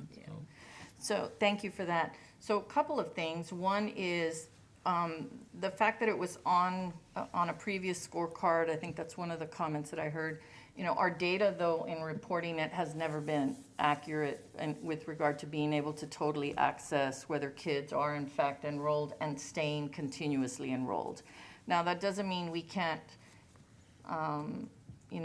divert resources to do that. And there is a certain amount that we absolutely should do, right? Like there is the National Clearinghouse where we can keep track of that and we can bring that to you. I think the first thing I had heard was ensuring that our students are college ready, meaning that they are not needing to take remedial courses. And that is a metric that we can discern from a very objective measure utilizing our TAPER report. With that, it allows us to know specifically, not just overall, but we can also disaggregate the data to see about African American students, Hispanic students, Native American students, special ed students, and so on. So being able to look at that certainly is the major building block before anyone can even get to college, right? And so I think that is certainly a metric that I think we want to keep. With regard to the overall notion about college and career readiness, I do want to remind everyone that House Bill 3 also provides funding for those industry-based certifications. And You know, we do have to be careful. I think we want every student to be college ready. There is not a person on the dais, there's not a person that I meet with that does not want every college student, every high school student to be from Austin ISD to be college ready. I also want us to be reminded of the fact that there is, especially here in Austin, an entire technology section of our city and of businesses where several of our students could be very successful with their college readiness, critical thinking skills that might go into a career industry directly rather than going to college. And so I want us to make sure that we're also not communicating, and it's a balance. I don't want anyone who's watching us to say, oh, we don't believe in college readiness or that we don't want students to go to college, but I also don't want our public to hear that college is the only option and that if you don't go to college, you're less than. And so I think it's a very difficult dance to ensure that we're listening and hearing to the needs of all. I think the Chamber has done a magnificent job of supporting our district with college readiness, along with, being able to get some funding through House Bill 3. And I also think we have an entire area of partners, industry partners we haven't even tapped into, that we could create some internships with far beyond living wage jobs for some individuals who may choose to go straight into a career cluster versus going to college. So I want us to we want every kid to have the ability to show that they were college ready, because that means they really had a choice. And I think that kind of summarizes where I'm trying to balance those two out. Thank you, Dr. Elizalde, for that discernment. Just one last clarification. I think a couple of the comments were made about this whole measurement of direct to college, because there's funding associated with House Bill 3. And I think it's important for the public to know, as we've had our meetings, you've been very clear that just because it's not on the district scorecard doesn't mean that the district isn't monitoring it and that they're not paying attention to it. And there's always the opportunity for the board to hear a report. But I just kind of wanted to make sure you clarified that, just because I think there might be additional people paying attention today in addition to those that were Yes, listening sir. beforehand. Yes, so I do want to reiterate, as you stated, because it's not on the scorecard does not mean that it's not being planned for, looked at, worked towards, and measured. There are so many things that we measure. Frankly, all of those things that we're measuring will ultimately improve the scorecard, so to speak. And then there's some things that are going to improve that may or may not look like they show up on our scorecard. But the House Bill 3 funding, we specifically know how important that is, and we're going to be creating and continuing to meet those goals that we set, whether they're on this scorecard or not, so that we can access those dollars, so those dollars can go right back into funding some additional college and career supports for all of our students. Thank you, Dr. Elizalde. Trustees, any other comments, clarifications? If not, thank you all very much. As a reminder to the public, please feel free to share any general comments or questions on non-voting items with the board by emailing us at trustees@austinisd.org. We now move to the consent agenda. Are there any consent items that trustees would like to pull for a separate vote? Trustee Letitia Anderson. I would like to pull item 14.3.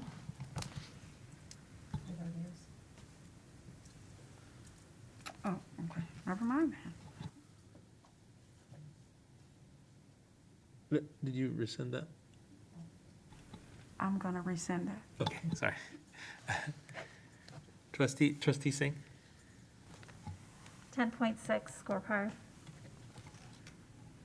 I'm sorry, which number, 9.6? 10.6. 10.6. Sorry, is there a second? Second. Okay. Any others?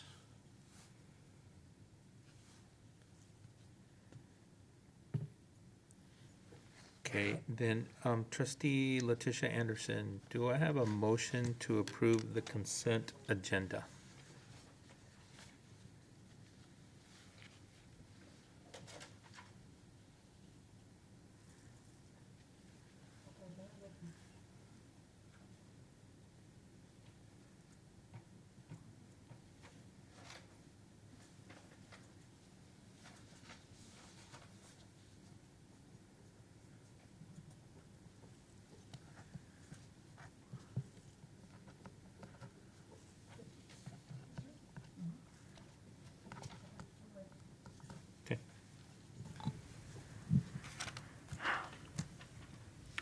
I make a motion to approve consent items 9.1 through 10.5, 11.1 through 13.1. Okay, is there a second? Second. Trustees, is there any discussion on any of these consent agenda items? Trustee Cindy Anderson. I just have a clarification question on agenda item 9.2, which is the service agreement between AISD and Con Mi Madre. The prior year, there were 17 schools that were part of the service agreement. This year, it's only 16 schools being proposed, and I was curious if that was just an error, or if there was some reason why. It was actually a Title I middle school that dropped off. It was Lively Middle School from the prior year. I am going to see which team member is going to have, only the one that has the right answer to this question should respond. Anyone? So I'm going to wait just a second and see who would be able to address the question with regard to Con Mi Madre and why we have one less school, and that school that is no longer on this list is Lively. Is that correct? Yes.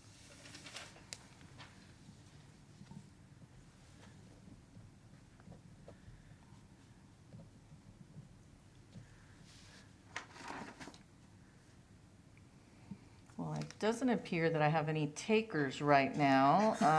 So I'm going to have to say that unfortunately, I'd have to get back to you. And if it was an error on this, we'd obviously correct it. And if there's another response to that, I will absolutely respond to every one of the trustees as soon as I would be able to find out what the specifics were with that. I appreciate that, and I certainly don't want to hold up the vote because they provide obviously a very valuable service. I just want to make sure if it was an error that they do get included in the service agreement before it's executed. Yes, ma'am. Thank you. Trustees, any other discussions on these consent items? Trustee Singh. So I had another question about Con Mi Madre. Do we know what percentage of participants in that actually enrolled in college?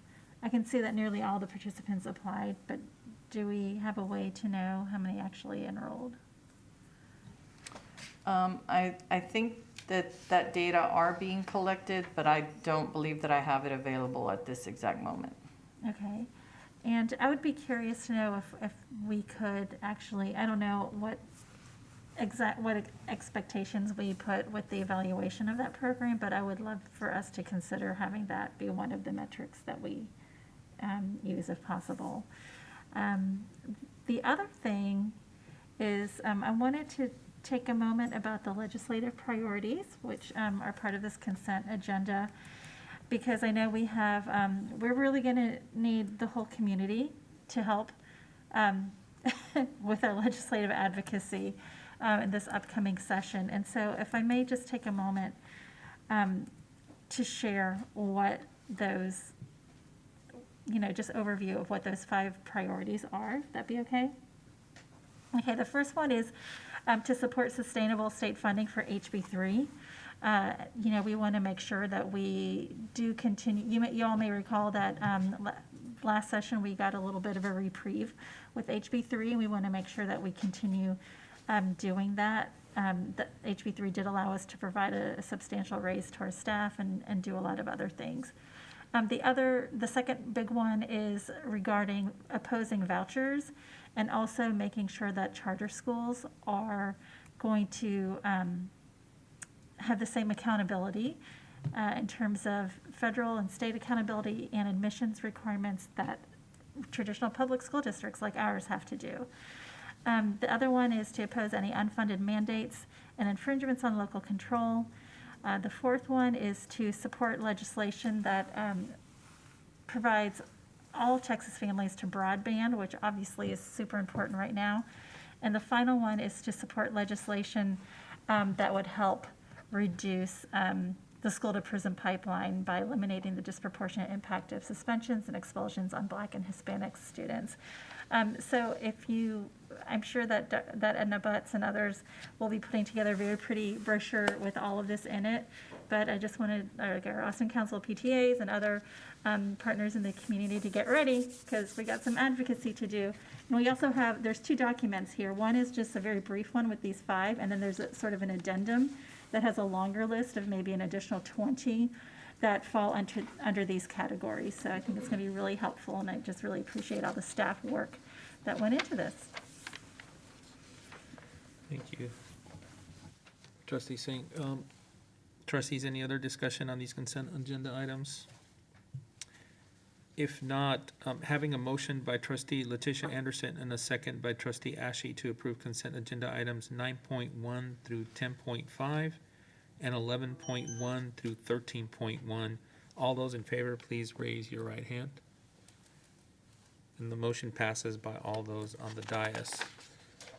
We will now move to those items pulled from the agenda. The first one is the only one is agenda item 10.6. Trustee Letitia Anderson, do we have a motion?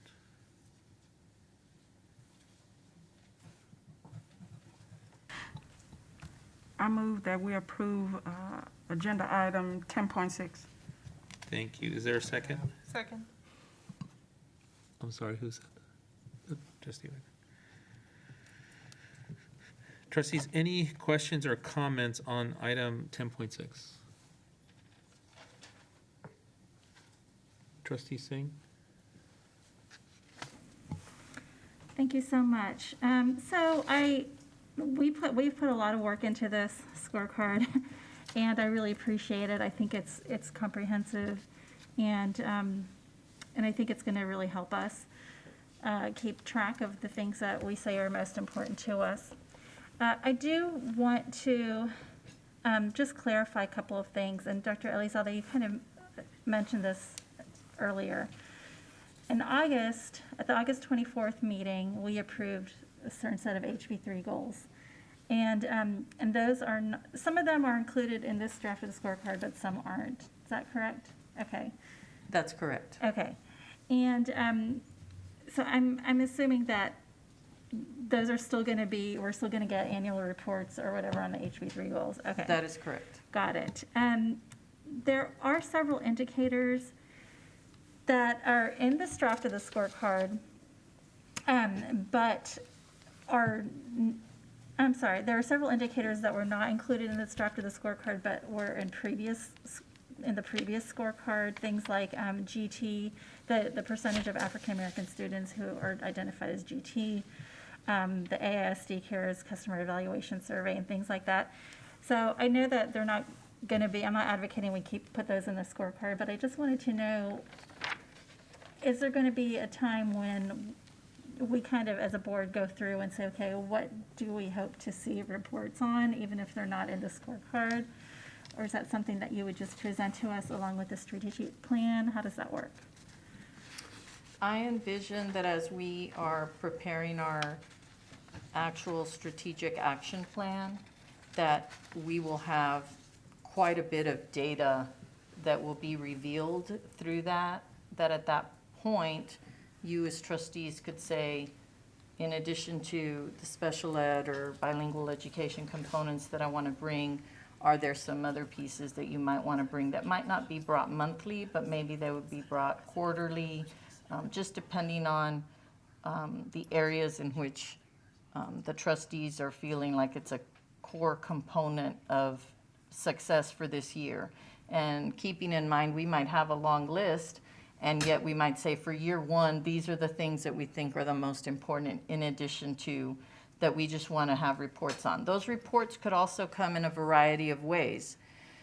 I'm working to develop, which will take some time, a type of dashboard that trustees would have access to, that if you wanted to go and look at certain pieces of data, those would be readily accessible also.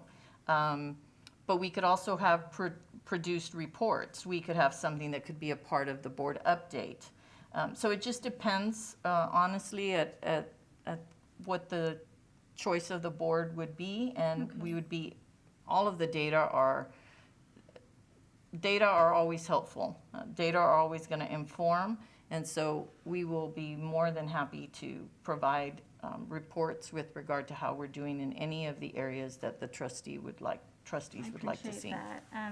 Simply because we put a lot of investment into some of these things, I want to make sure they don't fall off our radar. So, okay, so there are three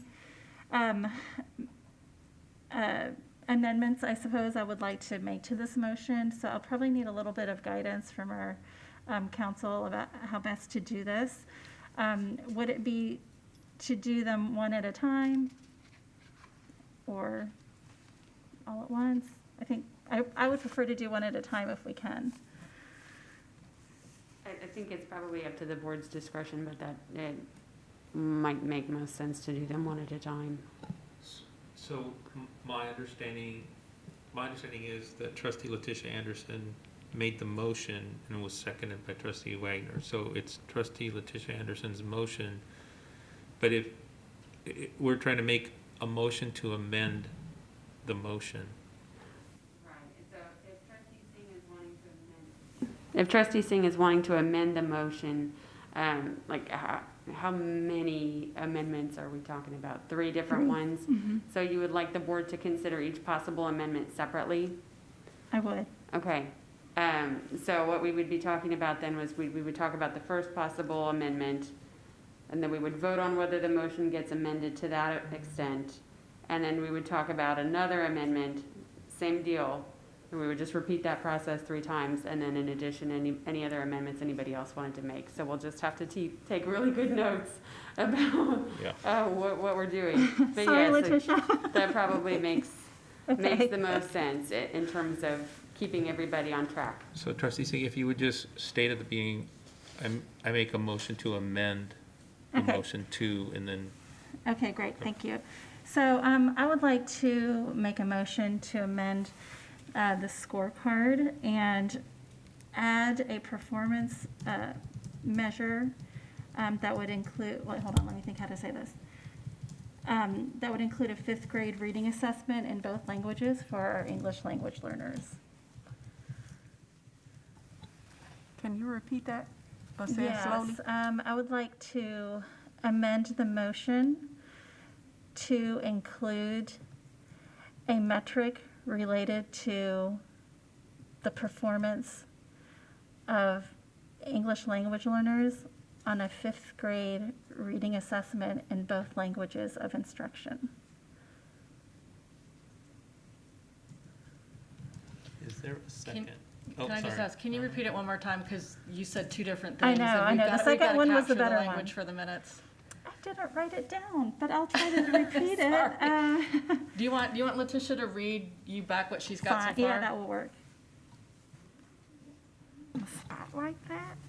I can say it again if you don't have good notes. I can give it a shot. Well, you said 2 different things, so the only thing that I have is add a performance metric for 5th grade reading assessment, and it stopped there. Okay, so add a metric for the reading performance in both languages of instruction for English language learners.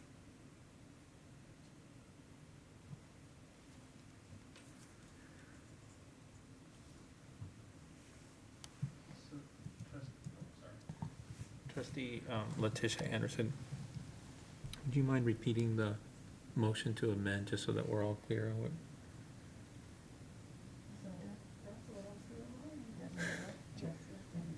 Okay, now go I'll read you what I have and you tell me Thank if this you. sounds correct. Sorry, we're doing some I training know, and and double I duty. should have had it written down and prepared, Okay. but I don't. Your motion is to include a metric to add a reading performance measure for 5th grade reading for an assessment in both languages of instruction for English language learners. Yes. Okay. So is there a second to that amendment? Second. Trustee Letitia Anderson, was that a second, or there was a second? Okay. So it's been seconded by Letitia Anderson, Trustee Letitia Anderson. And then Trustee Matthias, did I see your hand go up? Sure. I would have been tempted to second it. I think the question is why 5th grade? Or I don't know if there's been any conversation with the superintendent and her administration on this. I think we're totally with Trustee Singh in thinking that we need something for our English language learners, but is that the one? That's my question for the superintendent. Dr. Nsonda. Thank you. So first, I want to reiterate my support for both languages. However, I would like to point out that when I do reference, for instance, the 3rd grade reading assessment, that includes both English and Spanish assessments. And so that data would be disaggregated in any presentation. Now at 5th grade, I just want to kind of focus on that if we were doing this with STAR at 5th grade and you were wanting students to show it in both languages of instruction, and we're using a 50-50 model, then we would be asking those 5th grade students to take the test in both languages, which would not be, that's not good. I mean, that just wouldn't be a good practice, right? In addition to that, we would be able to have the students, I mean, we do have students that take the assessment in Spanish.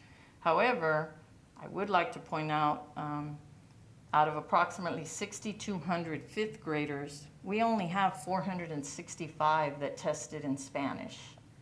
So I think the bigger question right now definitely is that I need to be reporting on how our students are progressing in their languages, and no doubt.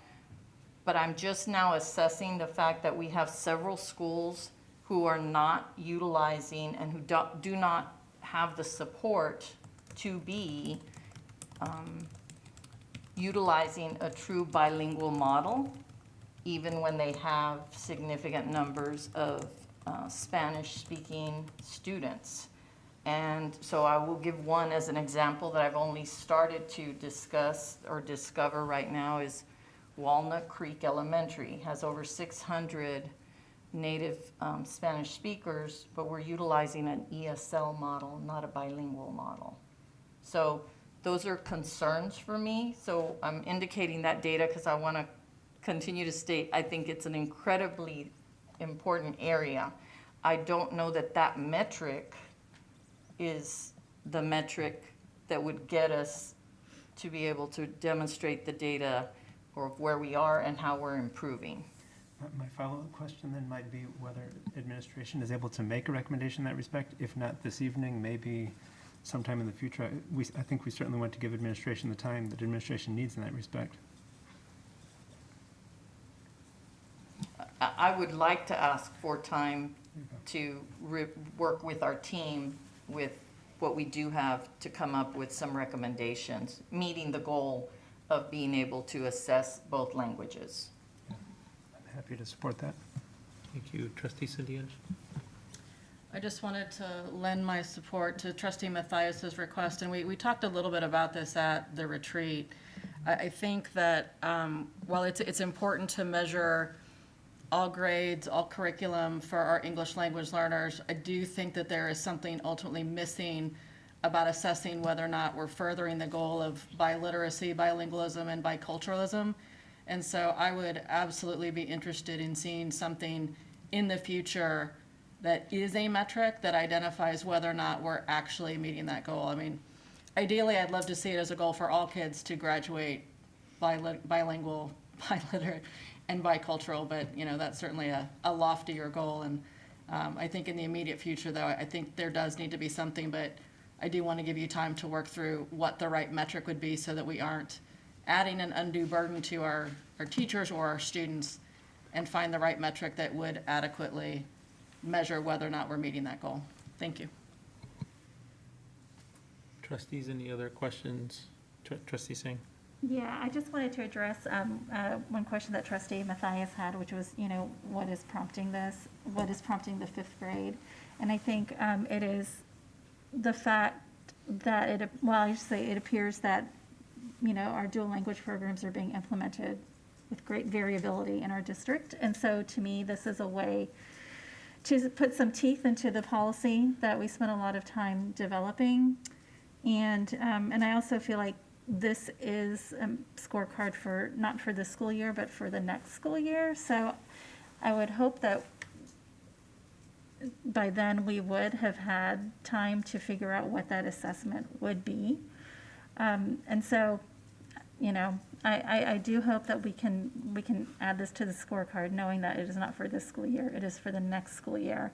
And that should give us, I would guess, some time to put together an assessment. And I can't remember if it's in policy or not, whether we had put in there something about an assessment in both languages. Trustee Ashley, I don't know if you happen to know. I know you're like praying I wouldn't make eye contact with you, but sorry. I'm going to look it up right now. Okay. Yeah, I don't recall. I remember that we had talked about it, but I don't remember it was actually in policy. But either way, I feel like I would love some support on this particular metric. Trustees, any other comments? And I know one comment that I'd like to make is, Dr. Lizalde, thank you for raising up the example of the Walnut Creek Elementary. It kind of sets to me kind of the idea that there's some discernment and time that you need to figure this out, because there seems to be a mindset of scarcity versus a mindset of abundance. And I'd really like to make sure you have the time with administration to discern and come back to us, which would mean not adding this currently, but is there a timetable that would fit to possibly bring it back once you've discerned and had the time to review it? Oh, I absolutely think that we would have enough time, over the next couple of months. Like, we wouldn't have to wait till we're at this point next year. I think we would have something in the spring that we could, because at that point I'd also be able to bring you some data on what I have discovered with regard to comments of how varied the implementation of the model is, of the understanding of what the model is supposed to be. We did review the policy you all did pass in 2019, and it doesn't specifically talk about an assessment. It does talk about not allowing for an early exit model, but it doesn't specifically have anything with regard to an assessment. I think, the question I had when I first started to review the data is, why do we have so few students testing in Spanish to begin with on STAR? Because the model should be utilizing our native language as a springboard for your second language in a bilingual model. And that would lend itself, based on the models that we have in our district, that Spanish language arts is the primary native language, and your other content, for the most part, are taught in English. So that would mean, if we were following that model, then the LPAC should be making decisions that are best for individual students, which would mean that students would be assessed on STAR or whatever state assessment in their native language. And that's not, as I just described to you, we don't even have 10% of our students testing in Spanish in reading. So that's right away an indicator that we've got some components that aren't connecting for the way in which we're implementing the bilingual model. So I'm with you on that it needs a lot of attention. Do you feel like, you had mentioned maybe in the spring you would be able to bring us something? Would we be willing to revisit putting it on the scorecard at that time, or just treating it as just one of those separate reports? I won't have an issue putting it on the scorecard. I would like an opportunity to actually present the data and have a discussion about whether, again, is it is it captured, or is there a way to capture it in one of the existing metrics? If I can demonstrate the disaggregation of that data pushes that data to the front, or if it needs to be another one. But it could. Okay. I'm not going to push back against that it has to be represented there somewhere. Mm-hmm. And then, of course, at the end, I will always serve the will of the board. Okay, thank you. And I just want to be clear, I was in no way advocating that students take the STAR in both English and Spanish. I would definitely think about a more simple assessment. that teachers are probably already doing. Yeah, and just to be clear, that is why the state actually prohibits Yeah. students from having to test in both languages, because there was actually a move some time back where students were being required to test in both languages. And so that is one area that the agency was very clear, students cannot, you have to choose what their language of instruction is. And again, if you're doing a bilingual model and you're teaching Spanish language arts in your model, then the reading test, by definition, your language of instruction is Spanish in reading, so you should be taking that test in Spanish. Okay. But that is not what is happening in our district. Okay. Well, if we can revisit this in spring with the idea that, you know, we might be amenable to adding this to the scorecard, I'm happy to retract my amendment that I made Letitia Anderson so painstakingly write down. So I'll retract that one. It doesn't seem like there's a lot of support for this right now.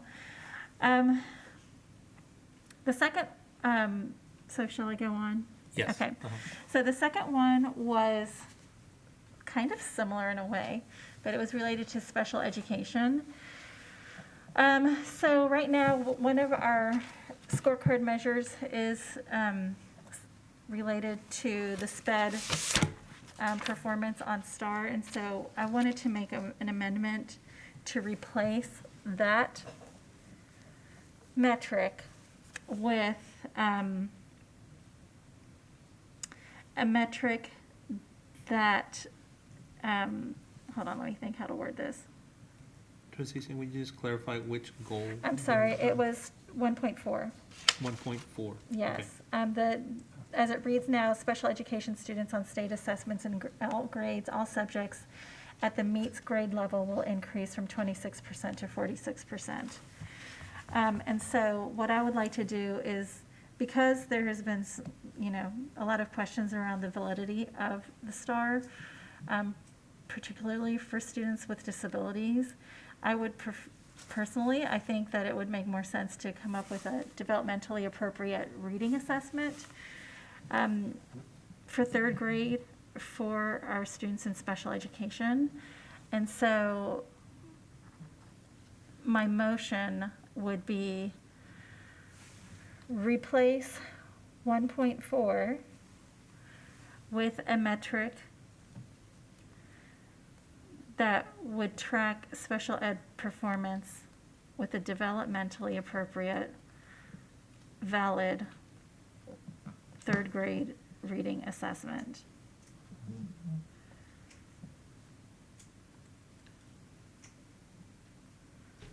Repeat that, please. I'm sorry? If you'd repeat that. Oh, okay, I didn't hear you. Yes, replace 1.4 with a metric that would track special ed performance on a developmentally appropriate and valid third grade reading assessment. With a developmentally appropriate, valid third grade assessment. Reading assessment. Reading assessment, sorry. And just for the record, I just need one of the trustee Andersons to repeat that, just to make sure we've got it right.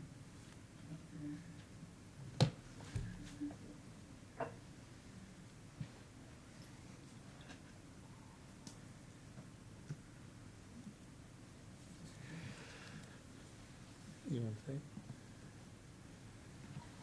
Let me double check what I have while Letitia, or the other trustee Anderson is also reviewing hers. I have down that you moved to replace goal 1.4 with a metric that would track special education performance at the developmentally appropriate valid third grade reading assessment. Is that accurate? Yeah, it might need to be wordsmith, but I just kind of would love some discussion on it. So that motion to amendment, is there a second to that? Is there a second? Second. Okay. Trustees, any Questions, comments, clarification? Trustee Wagner and then trustee Tyson. So, question for trustee Singh on that. Since our special education students are not a monolithic entity in terms of ability and disability or other, I think so I guess I'm wondering, when you say developmentally appropriate, as we start to look at a consistent evaluation model that would be able to be applied consistently for, say, a student who is visually impaired versus a student who has severe anxiety versus a student who may have ADHD versus a student who has significant cognitive impairments. How would you come up with a standard, or what standard would you propose? I'm so glad you asked that question, because that's exactly kind of what prompted me to think about this, and why I haven't named what that assessment would be, but I do feel like that's something that maybe staff who are well trained in all the range of disabilities, because I'm not convinced that the STAR is going to give us real accurate data on how well our students in special education are doing. And so I don't have a suggestion about what that test would be. And maybe it would be different tests depending on what a student needs or what their disability is. But that's not my area of expertise, so I can't say I can't name the test, but I just would hope that it would be developmentally appropriate and valid. Yeah, I think I understand where you're coming from on it, but I'm wondering about the language of the amendment.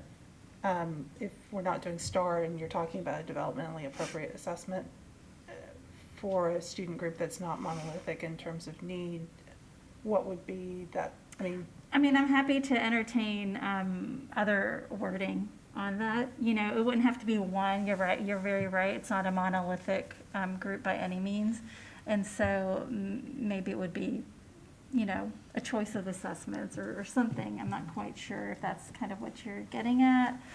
But I do feel like this is worth some more discussion.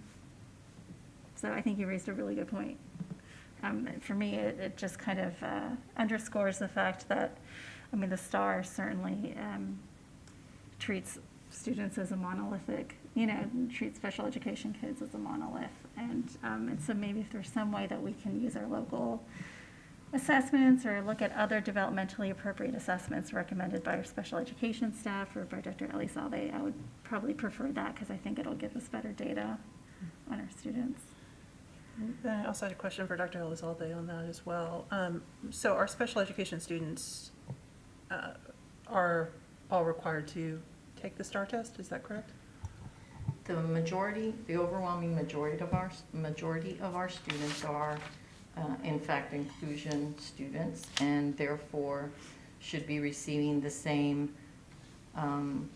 quality of curriculum that students are that are not identified as special ed. Those students that are medically fragile or have significant cognitive challenges are not assessed with STAR. So this is really the whole intent of the state, was to ensure that we have the same high quality expectations of students, whether they're in special education or not, as long as they're in an inclusion model. So I would have concerns over a developmentally appropriate test, because when you start then scaffolding, then you're no longer, albeit not monolithic, the reason you're using one particular assessment is in fact to see whether you're having growth or gain, not necessarily whether everyone's getting at the same outcome, but in fact, are we showing improvement? There was the entire reason that the state moved to this was because we did have a different assessment for special ed students and non-special ed students, right? And in that process, what they found was special ed students weren't getting access to the same rigorous curriculum that other students were. And so that therein caused some of the changes. There are other aspects of STAR that do measure growth. There is a whole section of STAR that would measure how much a student is growing, which is a component of our accountability profile.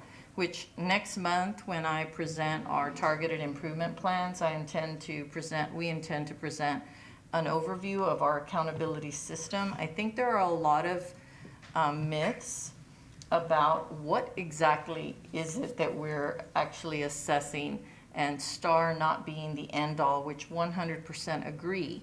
It isn't the end. It should be a floor. It shouldn't be a ceiling for some students. And for some other students, it's a good way in which we ensure that we are providing high quality to every student.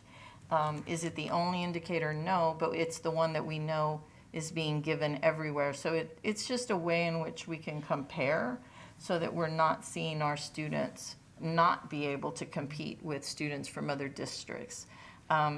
But a progress measure, might be something that might be worth looking at. I would still ask us, though, to recognize that when only 26% of the students are, the gap between those students that are in special ed versus the overall student performance on all those assessments are still indicative of a significant opportunity gap. And so the answer to how to improve that is not in doing more STAR, drill, and kill. The answer in how we do that, the only way to do that is through increased authentic learning, the love of reading, the love of enjoying how to learn, of science and social studies, of culturally relevant and proficient type instruction.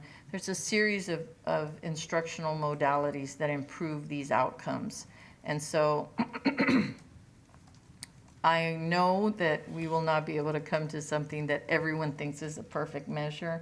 I would like us to just recognize that the intent here was to ensure that the students who maybe have some of the biggest challenges are represented, and that we are in fact ensuring that we're not forgetting any group of students that we know have some challenges, and that it is our job to be mitigating what those challenges might be. So I really appreciate that, and I think, and you made a good point about having high expectations for all students, and so I agree with you on that. We had in our previous scorecard, we had a metric that was, it stated the percentage of students meeting their individualized dyslexia/reading progress measures as defined in their intervention plans will increase from 71% to 78%. I'm not saying that we need to, I'm not proposing that we use that, but in students' IEPs, is there any other measure that we could use that would give us a good idea, a better idea of how our students in special education are progressing year to year? Trustee Singh, the only thing that I could really say to that is we've been,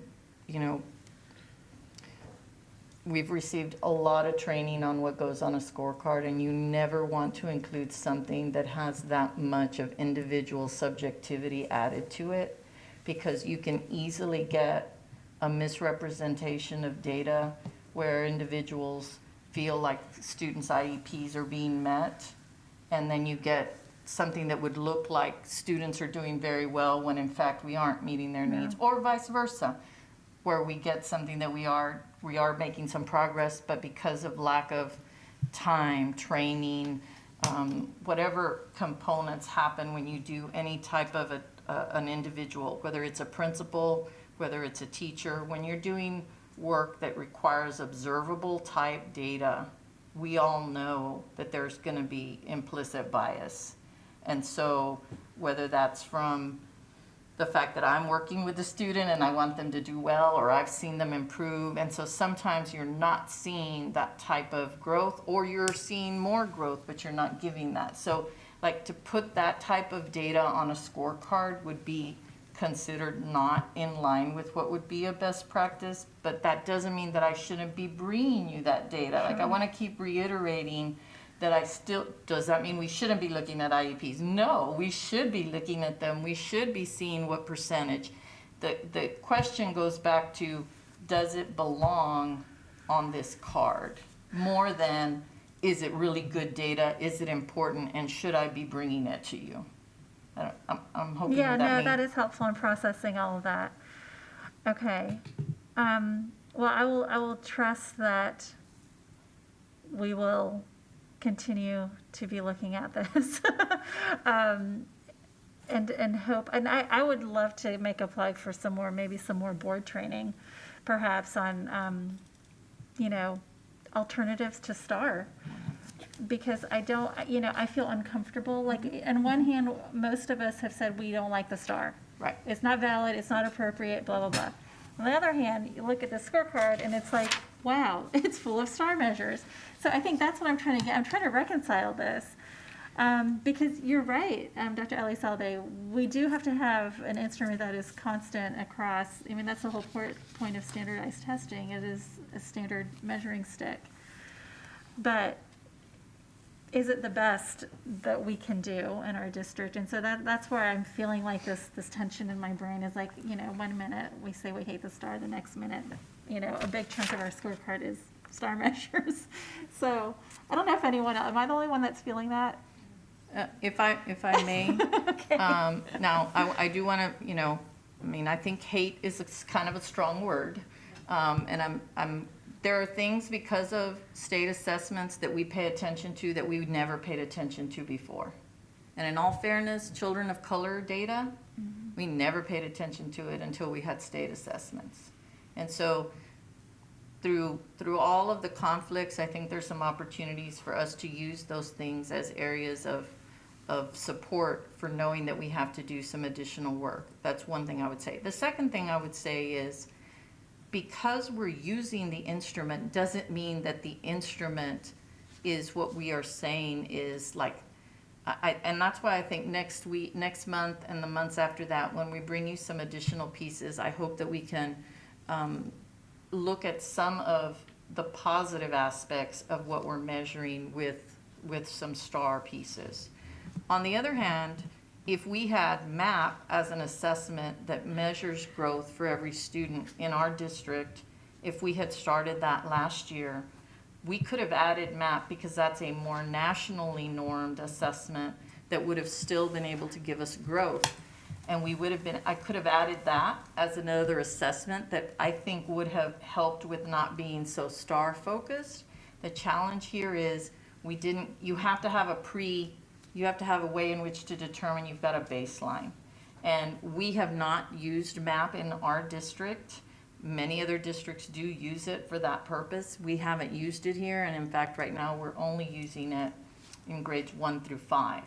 Now, if we expand that and we begin to utilize MAP, that would end up being an assessment that I think you would be much more, again, I don't know about happy, but like you would have more confidence in that was a different type of assessment and that we could then build growth measures from that baseline. Right now, we can't do any comparisons because we've never given it before. And then, of course, we've got this little thing called a pandemic right now that even where we are giving it, we don't know what the validity of the original data that we're going to get. But it is an assessment tool that I'm looking at. We would have to, bring that back. It has to be part of our budget if we're wanting to do that at all grade levels, which is something that I'm looking at. Again, as we talk about our strategic action plan, that's an area that I'm working on putting in so we could bring as something we'd want to do. Thank you. I just want to thank Trustee Tice for being really patient because she was next on the questions, and then Trustee Ashley sorry. also has a question. I didn't see her. No worries. That was a good discussion.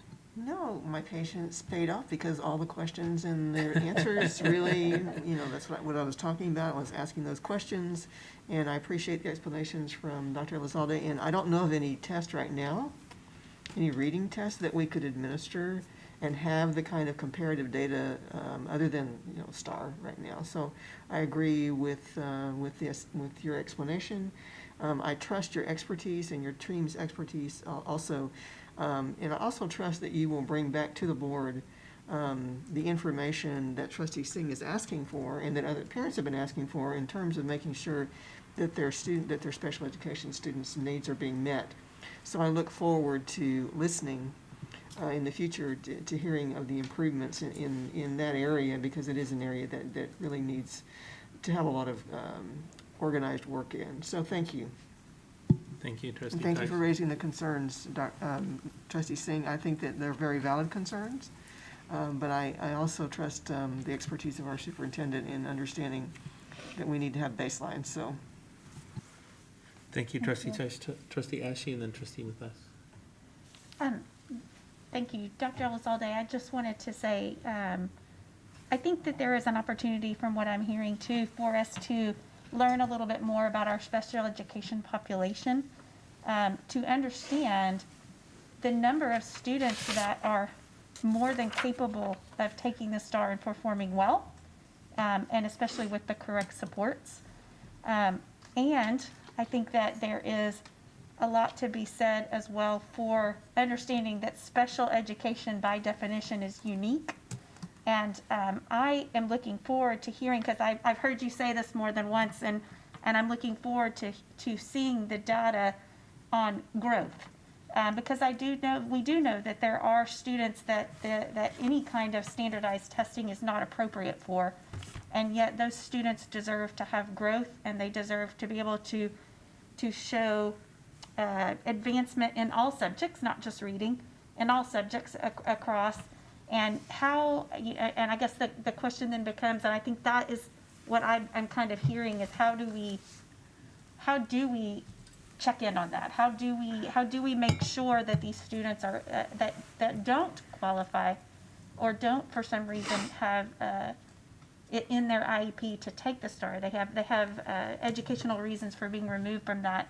And how do we make sure that we're holding ourselves in the district accountable to those students as well? So I support leaving the metric as is, with also the understanding that, Dr. Elizalde, I have appreciated, and I've said this on the dais before, you are bringing data to us in ways that we haven't seen before. And I think as more and more people in the community see the data that you're bringing, and we start to see the progress in our district, that there will be a lot more comfort with what we're talking about. And so I just wanted to express that and say thank you for what you're doing. And I want to make sure everybody knows too that by supporting this metric as it reads means I support special education students, just as if I supported the bilingual metric as it was means I support bilingual students and their success. So and in any of these things. So I think that the intention here has always been by the people that sit on the dais that none of us would be here if we didn't support and want the best things and the best outcomes for all of our students. Thank you, Trustee Ashe. Trustee Matthias. I'd like to begin with praise for the administration. So number 17, for those who are watching us, is a new metric for this board and for this district on the percent of market share. And I think that this is prophetic. The demographics of Austin are quickly changing. So for us to have a metric on market share, I think is extremely important. Of course, District 2 is largely East Austin. 1 block from my home, our neighbors are putting their home on the market for $500 a square foot.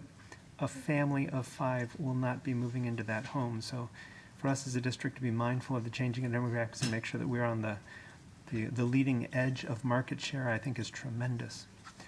Number 2, I'd simply like to affirm what I've heard this evening about high-stakes testing. We all know on this dais that high-stakes testing doesn't adequately assess the gifts of those who are not students of pallor and of those who are socioeconomically disadvantaged. So for us to continue thinking about other ways that we might continue to assess our students is certainly something that I support. Number 3, I want to add my voice of support for a metric that somehow assesses our biliterate, bilingual, bicultural students. And so for the board to continue to have those conversations, I just want to say, pat yourselves on the back. I've long advocated for some metric that deals with failing schools. Of course, District 2 has the highest number of failing schools in the district, so it's something that just weighs heavily on me. I don't know what to do with that. We have many what I call bubble schools. They're in and out of accountability. 1 year in accountability, then they're out and in and out. So if there were some way that we as a board could eventually find enough persons willing to take action on that and to make a strong statement about not having any failing schools in this district, that would certainly please this trustee. The one possible amendment that I would like to make is dealing with simply moving 3 metrics from one domain to another. The title for the first domain we say is student well-being and achievement. My question for us on the dais and for administration as well is what of that first group relates to student well-being and not simply achievement. If we're not able to find anything, I might suggest that we move up numbers 12, 13, and 14, which deal with extracurriculars and discipline. At least in this trustee's estimation, those could be 3 indicators for student well-being. So if I see a question related to that, but certainly happy to put that in Trustee form. Monta, I appreciate the comments. I think we're still on the amendment to that motion. To So, which motion? We're on the amendment to the motion to amend the scorecard for special education. Oh, my apologies. No, that's okay. I thought those were your general comments in terms of the scorecard, but I wanted to make sure that if there's some more comments you had about the special education one. I apologize. No, that's okay. Trustee Cindy Anderson. So I just wanted to clarify, Trustee Singh, do you still want to move forward with your amendment, or? It doesn't, it's hard to see with the masks, but I'm judging from the from your very expressive eyes that there's not a lot of support for that. So I blink once if you agree, blink twice if you don't. But I do look forward to having more conversations about this. So I just don't have the expertise to offer a really sound alternative metric. And it sounds like as a district, we don't have all the information yet to make that determination. So I'm happy to rescind that as long as y'all pinky promise that we're going to revisit it. That's fine.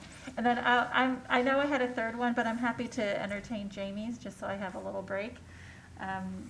So thank you, Trustee Singh. So Trustee Matthias, you had I don't know if you meant that as a comment about amending or whether you wanted to make a motion to amend. It's certainly something I'm happy to raise as a question for those on the dais, and I apologize. I thought we had disposed of the other motion.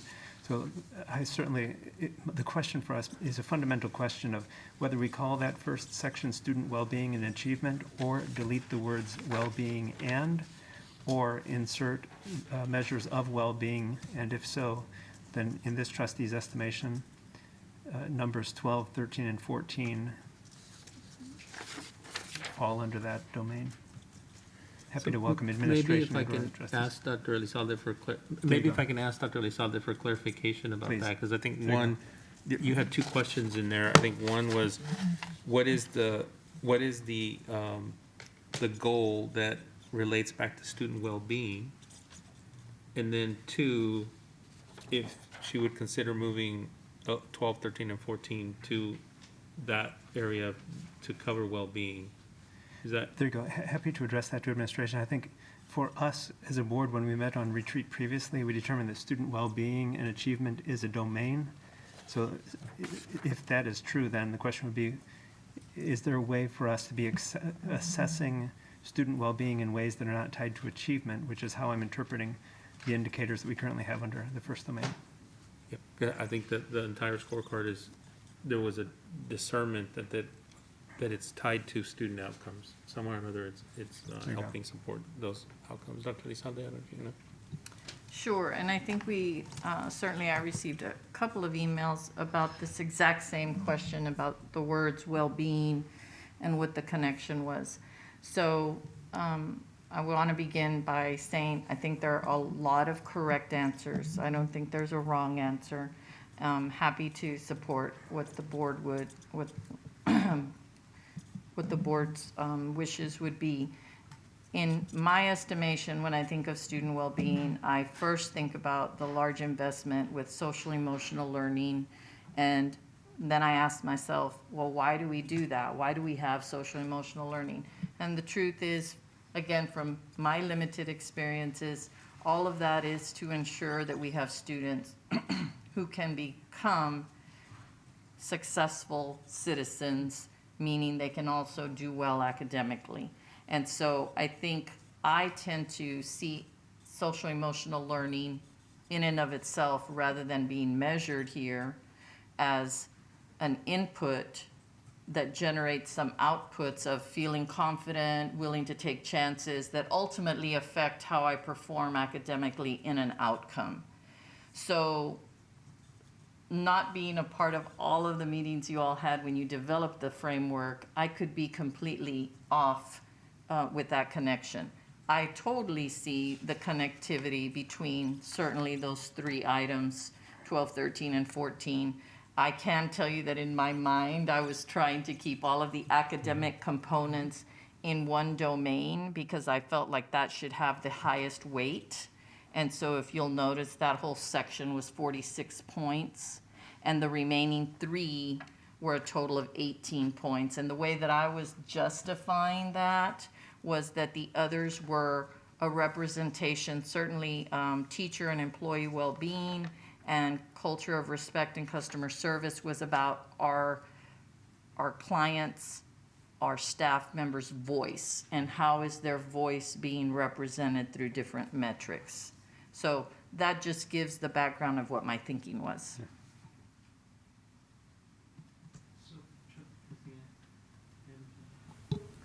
So if I heard you correctly, then I think you just hardly answered Trustee Mathias's question. You say you were trying to keep all the academic pieces together, right? And so, because Dr. Mathias actually brought up something that I was planning to bring up, like, where is the student well-being piece? So would it make more sense just to have achievement and equity, and then put the student well-being, as Trustee Mathias mentioned, with the others? So I probably just to propose, there's 2 options here. I think one is the naming that you mentioned. I think we, for the last, I want to say, what is it, year and a half, 2 years, have been working on the strategic framework and on the language, and whether the other option is to just move items 12, 13, and 14 into student well-being and achievement, and making it a majority of the scorecard is academic achievement. And that seems appropriate, and I would just ask Dr. DeSalde if there's an issue at all with that, or if there's other options the trustees might want to consider, but I would love to hear from you all what you're thinking. But Dr. DeSalde, I don't know if that...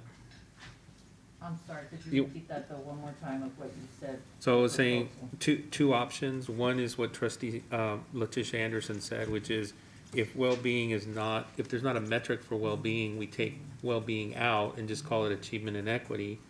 I think that's one option. I think the other option, I was just saying to keep consistent with what the board has been doing for the last year and a half, 2 years, and figuring out that these are the strategic framework kind of overall arching, that if we want to keep that same kind of wording, that we move 12, 13, and 14 into the student well-being and achievement, and therefore, I think consistent with your thinking that it was 46 points, now it's going to be over 50% is academic achievement, and really aligned with what we're trying to accomplish around focus on student outcomes. Yeah, I think it's completely acceptable. I was trying to keep with the wording that you all really invested a lot in. So what I think I'm hearing is, and as long as I would just move the points over so that in fact I would go ahead and add 3, 6, 9 points then would be added to the 46. There you go. So that this would actually then represent the 55. And that those 3 items would move from a culture of respect and customer service and go back to this section, which would then align more with the student well-being, and certainly 100% can support that. So I want to make sure I get input from the boards. Trustee Cindy Anderson and Trustee Matthias. And I'm okay with sort of whichever direction we go. The only thing I want to note, though, is if you move those 3 as is at 3 points apiece, there's a different point value for every other item under achievement at 2 points. And so those 3 would be weighted more heavily if you kept the same point total for the line items. Yes, So- but I think the reason I was, again, I didn't want the section of respect and customer service or those sections to like be minimized. So when you actually think about, it's still gonna be a total out of, in other words, these 18, right, would no longer be 18. It would go to 9. So the overall scorecard is still worth the same 100 points. So it doesn't necessarily really make a difference in terms of how you all, ultimately when you're rating where we are on the scorecard.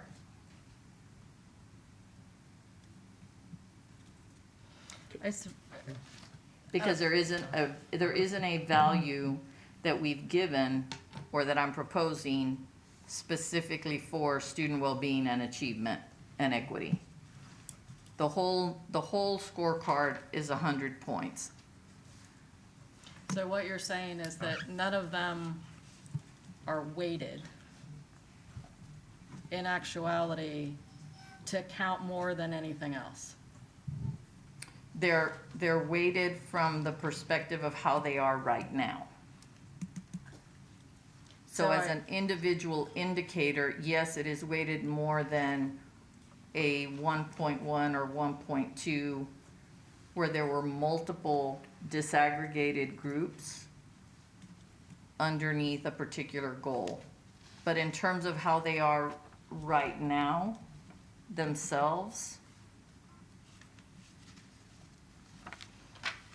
it's not going to change the percentage. Okay, so I don't know, maybe, and I'm such a visual person, maybe this is why I'm having an issue with combining 2s and 3s.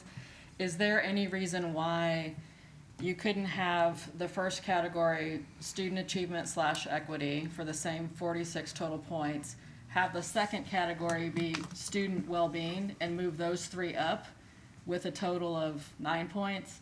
Because I guess for me, it looks like when it's combined with 2s and 3s together, that those things are weighted differently, and so maybe you don't achieve one of the 2-pointers, but you achieve all of the 3-pointers, and it just might lend a certain perception that it's an okay trade, as opposed to looking at what is really categorically separate.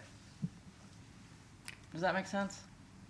We absolutely could have a student well-being section with those 3 indicators that would give you 9 points, and it could be a separate, from the student well-being and achievement equity, we could have 2 sections.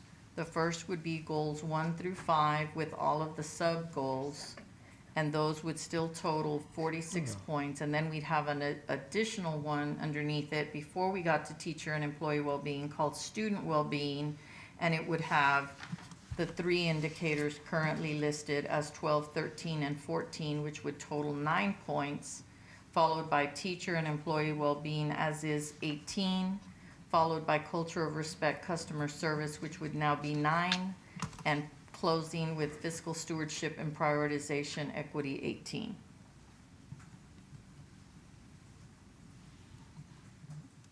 So, Trustee Matthias, we've been having discussion. We don't have a formal motion to amend for a second. So I don't know. So I don't know if There you that go. clarified it. So. Yeah, and before we seemingly began to muddy the waters with numbers, I was simply thinking, I really like the idea of the majority being on student well-being and achievement.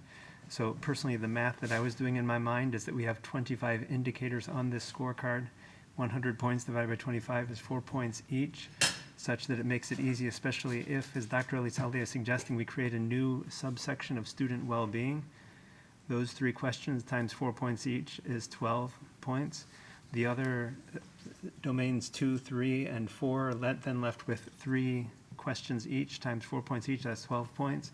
So we have 52 points. I don't want to muddy the water with all this math, but we have 52 points for student achievement, and then 12 points each for the other 4 indicators, one of which is now student well-being. If you'd like that in the form of a motion or any part of that, certainly happy to assist. I think when you start making changes to the points, I want to hear Dr. Elizalde kind of response. I think the simplest one is to move the 3 underneath with the same, but I don't know, Dr. Elizalde, I don't want to speak for you, but I think moving all these points around is a little. I'm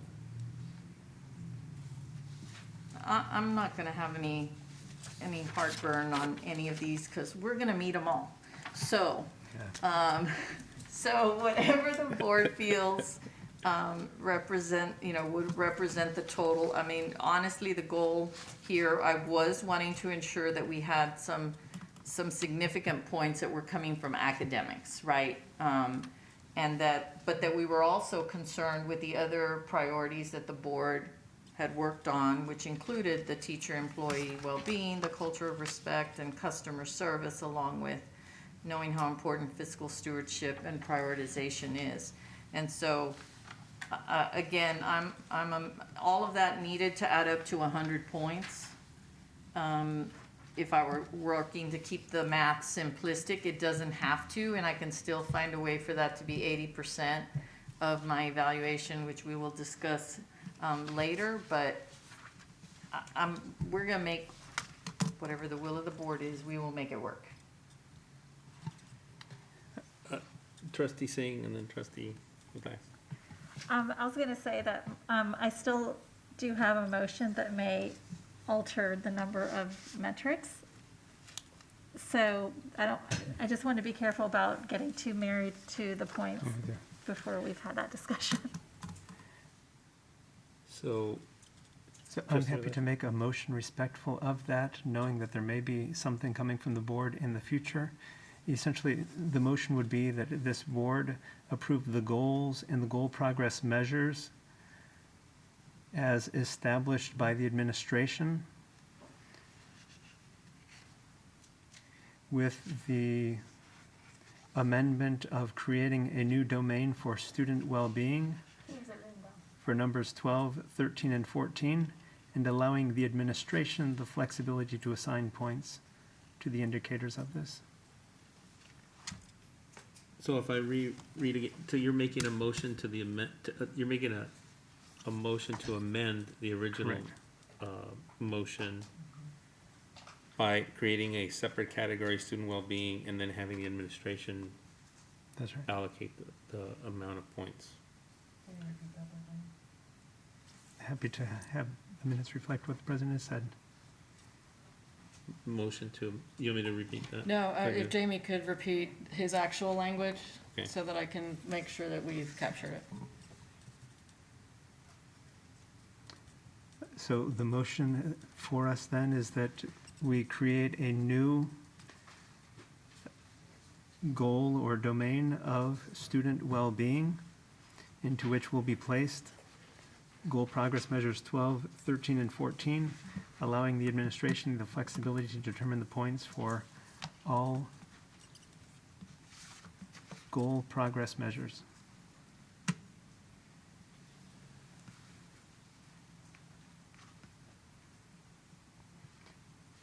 And we simply want to pause and thank those who are acting secretaries this evening for their dedication.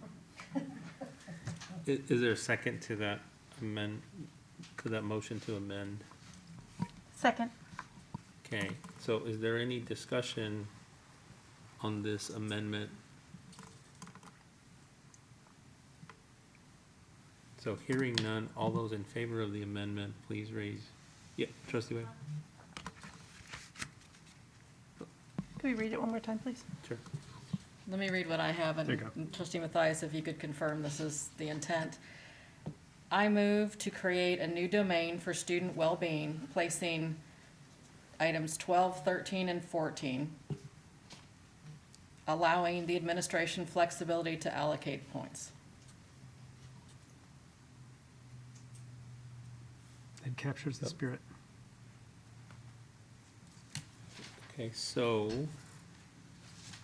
having a motion to amend by trustee Matthias and a second by trustee Ashe. And hearing no other discussion or questions, all those in favor of the motion to amend, please raise your right hand. So the motion passes by all those on the dais. So we're back to the original motion. Yeah, we're back to the motion and recognize trustee Singh for a third motion to amend. Just keeping track of All it. right, thank you. And I just so appreciate y'all allowing me to bring these forward. So the final amendment I would like to make is to add a metric for direct to college enrollment for Black and Hispanic students. I hear that we don't want to give the message that getting an industry certification or not going directly to college is a bad thing. It's not a bad thing. It's a wonderful thing that our school district offers so many choices for our students. So I don't really have an either or mindset on this. I don't think direct to college precludes somebody from getting an industry certification or getting an associate's degree or anything like that. I mean, the fact is, over the course of a lifetime, a person with a bachelor's degree will earn approximately $1 million more than someone without a post-secondary education. That will absolutely change intergenerational poverty. And I know that, people are like, well, people may think that, having a metric related to college enrollment might be, elitist or ableist or something like that in some way. But the fact is, we're below the national average on direct to college enrollment for Black and Hispanic students. And being in a city like Austin, which is probably one of the most educated cities in the country, I think we need to do something about that, and we have the power to, as a board, to make this a priority, not just something that we get reports on, but something that we actually hold the superintendent accountable for. We have an opportunity right now, I think, to not just help students get by in the world that exists, but we have the opportunity to create a world that's really going to help all of our students change the trajectory of their lives. So, I have heard it said that it's not necessarily our job as a school district to make sure a student attends college, that we don't have control over what happens after a child graduates. But if you think about it, like tonight, as a matter of fact, we approved the Con Mi Madre contract. That is exactly to get kids applying to college and enrolled in college. We have a Gear Up grant.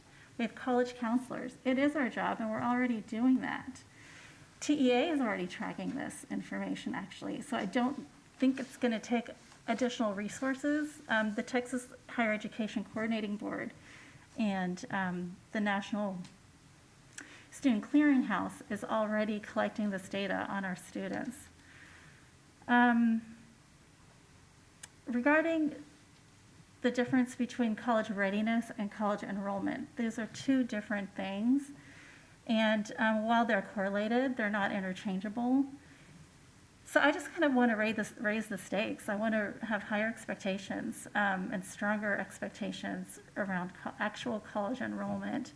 This is something that San Antonio ISD is doing.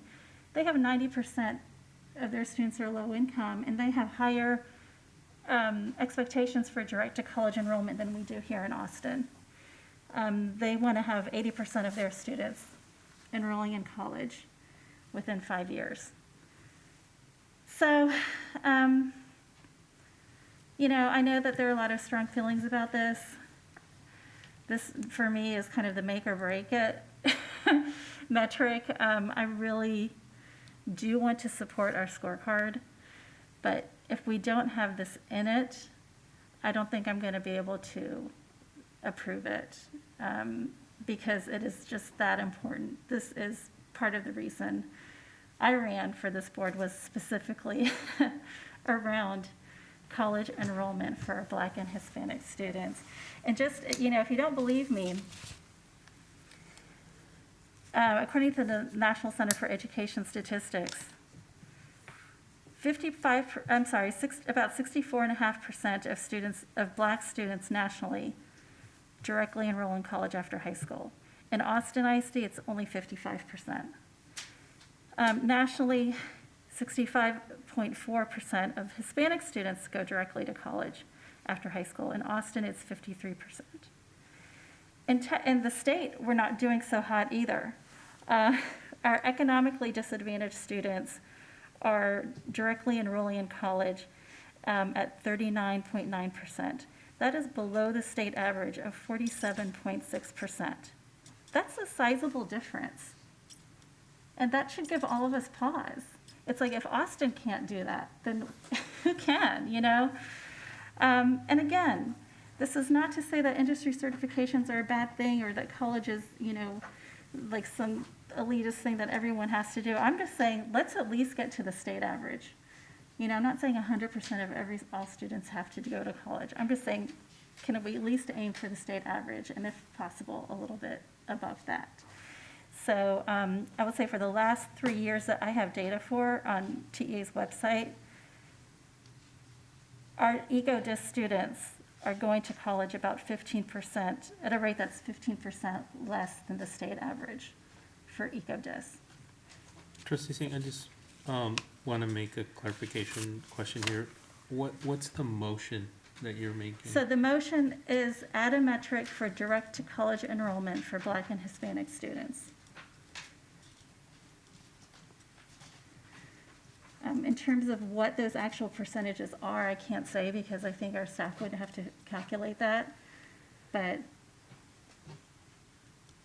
that's what it should be. And is there a second to the motion? Or have you all voted? Second.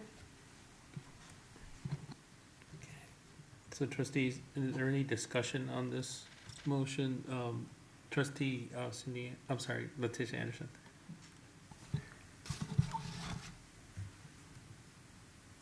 I do get wanting to make sure students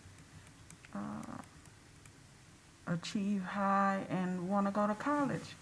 But we do need to recognize there are some students who absolutely do not want to go to college. And the message I don't want to send is, well, we put a metrics on there specific to college. What does that say to those kids who decide, I want to go to work right after I get out of high school? What message does that send to them? And I can't speak for everybody else. I can only speak for myself. I have very high expectations for every student. Very high. Whether you want to attend college or not. But don't send the message by putting a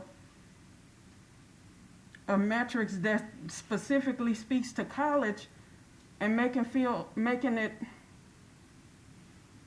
where others who don't want to attend college feel some kind of way. That sends a message within itself. I've been on both sides of it. I came through this district and absolutely did not go to college after I got most of my credits. I didn't go to college. I just didn't. Matter of fact, I didn't know what I wanted to do. I went to vocational school. Matter of fact, when I was in school, I did cosmetology. That's good money working in cosmetology. Don't minimize that. Don't do that. But now I'm on the flip side of it. Since I've been on the board, got my undergraduate, getting my bachelor's. almost have a 4.0 GPA. But once again, that's me. I don't want to minimize a student who wants to get out of high school and go straight to work. Like, I don't want to minimize that. And I would just ask you to please do not send that. I understand where you're coming from. I do get it. I would love for every student to want to go to college. I would love nothing more. But there are some students who don't want to do that. And I would just ask you to respect those students too. If you don't want to go to college, fine. What can I do to help you to get to where you want to be? Come at it from that approach. Just solely having the metrics that speaks to college, it sends them, like I said, it sends a message to those who don't want to go to college that they don't mean anything because they don't want to go to college. That's not the message I want to send. So if that comes forward, I won't be supporting that. I want something that speaks to those who decide to take a different path other than college. And if you want to go to college, fine. I'll support that too, but I don't want it to be solely, okay, well, this is for those students who want to go to college.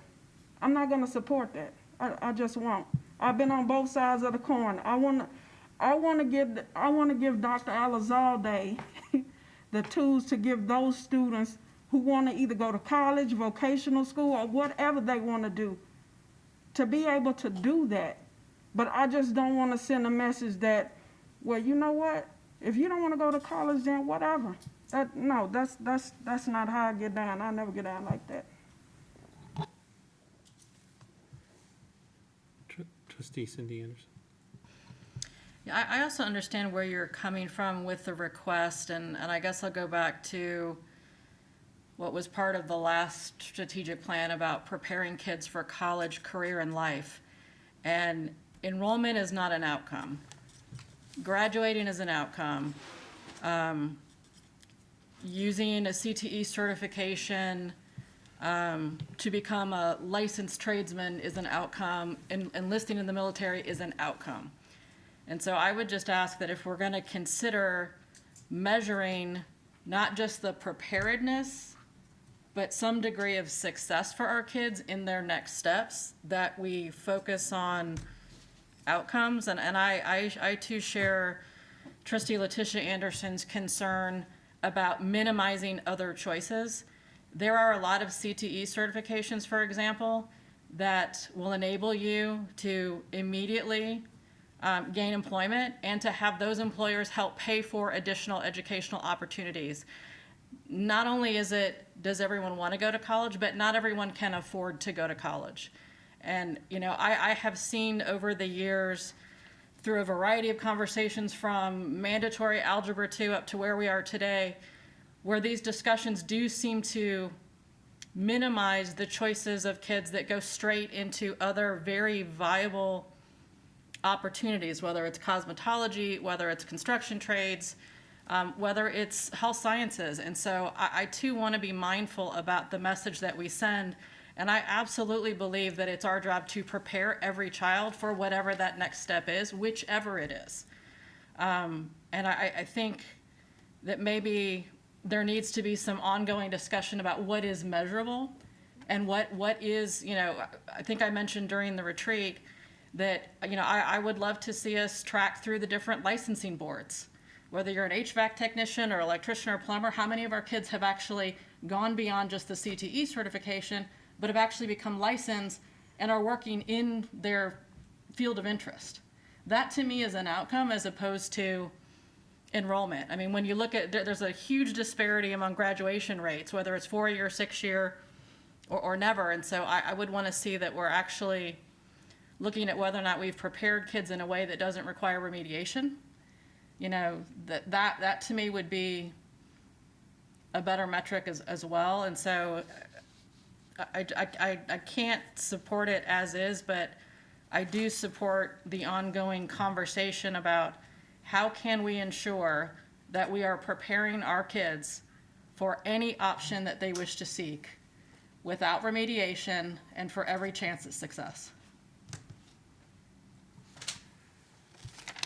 Oh, trustees, any other questions, clarifications? I do have some, and, first of all, Trustee Singh, thank you very much for bringing up this question, because I think there's a lot of dialogue to this. I will tell you that I have kind of two responses. One is a very quantitative one around what is it that we're trying to measure and whether it's an output or an outcome. And I would ask probably Dr. Elizalde to kind of respond to that. I think the other one too, as some of the other colleagues on the board have expressed, I think there's I know for me, I'll just talk about myself personally. I knew when I grew up believing that every individual is a human being endowed with dignity, and therefore that we should allow them to reach their fullest potential.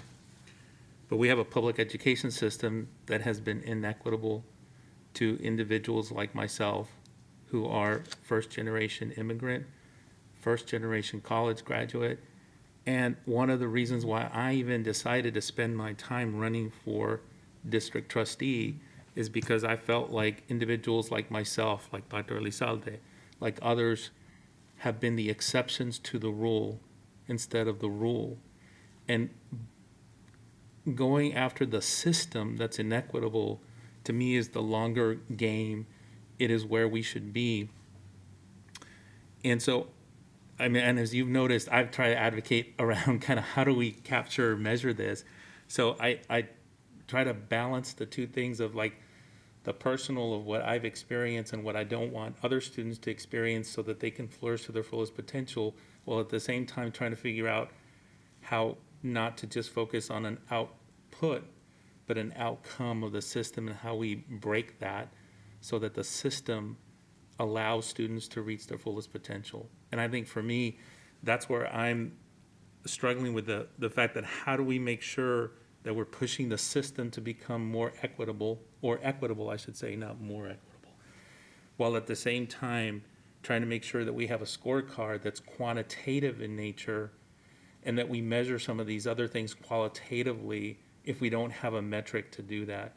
And I think that, for me, I've reiterated again and again the Texas Higher Education Coordinating Board longitudinal study that shows that 7th graders from Austin Independent, from the Central Texas school districts, not AISD, but Central Texas school districts, graduate 5 years later at about a rate of 5% for Hispanic or Black students. And so to me, we have to figure out a way to do this. The scorecard is not the end all be all, but I want to be an ally to the superintendent and to this board to try to make sure we move the ball forward.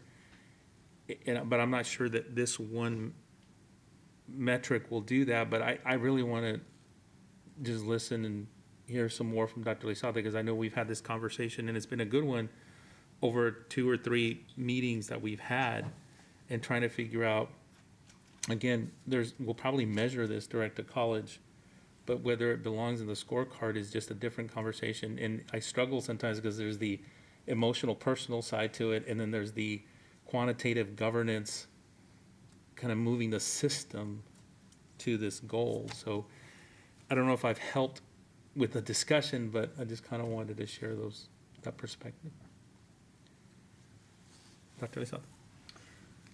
Thank you. I really do appreciate the robust conversation, because I actually hear, well, from different perspectives, I actually hear the same thing. I'm sure that all of us have some of these thoughts. I don't think I heard anyone say that they did not want college to be a reality for every one of our students. I think it's in the perception of when students may not be selecting that for whatever reason, that may make them feel less than becomes a challenge for us. I would like to confirm or support that the data points that I've heard, both from Trustee Singh and from President Rodriguez, all correlate with the college ready graduate indicator of our TSI with regard to whether students are college ready as an outcome, because it is a school system's mission. The reason we exist is to ensure students are prepared for college, career, and military. And so one of those indicators or outputs would be college readiness. And I know that it's not the same, of course, as college enrollment rates. Those are different. And we also know that transitions are exactly some areas that we falter in. When you think about the transition from elementary to middle school and what happens with our scores from 5th to 6th. When you think about 8th to 9th grade and what happens when students move. And then when you think about what happens when some students enroll in college after high school and what percentage of those students struggle, transitions are always a hard thing. And we must continue to think about how to do that better.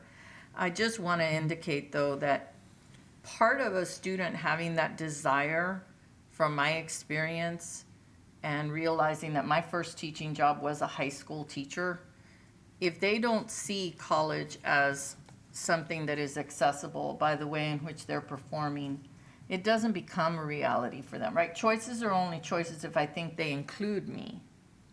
And so the whole idea of having college as a real choice for me is, in fact, and I want to just keep reiterating it, is that every student would be able to meet those TSI requirements of not needing any remediation. And I think if we did that, the very result would be that more students would enroll in college, and students that were not enrolling in college would be even more successful in their career areas, because the critical thinking components of the entire school system would be actualized in that outcome. And I know that setting high standards is important, but I don't want to lose sight of the fact that we put 90% out there. I mean, if we do look at San Antonio ISD, I mean, currently Austin ISD does have a 68.4% college-ready outcome. San Antonio ISD has a 40.9% college-ready outcome. So setting the target in and of itself, I think we have to balance those that are aspirational and how we have to use those as a metric of pushing ourselves. And I would never want to say that I would have less standards, because I don't want to say 90%. I just want us to take stock of the data that actually exist and use those data points as leverage to move forward. Ultimately, whatever the board's will is, my leadership team will find a way to meet those goals, because our students need us to perform. That's what they expect from us.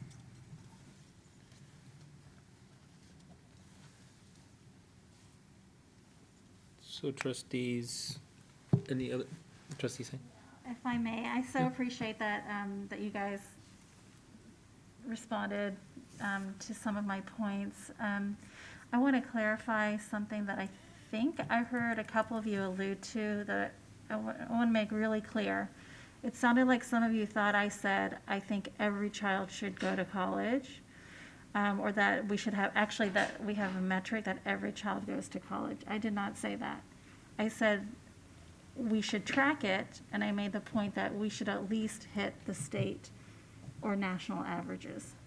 Okay, because I understand that there may be students who really have, I mean, who have other obligations or, you know, other things going on in their lives, or they don't, you know, like I can't control 100% of students. I can barely, control my own 2 kids, you know.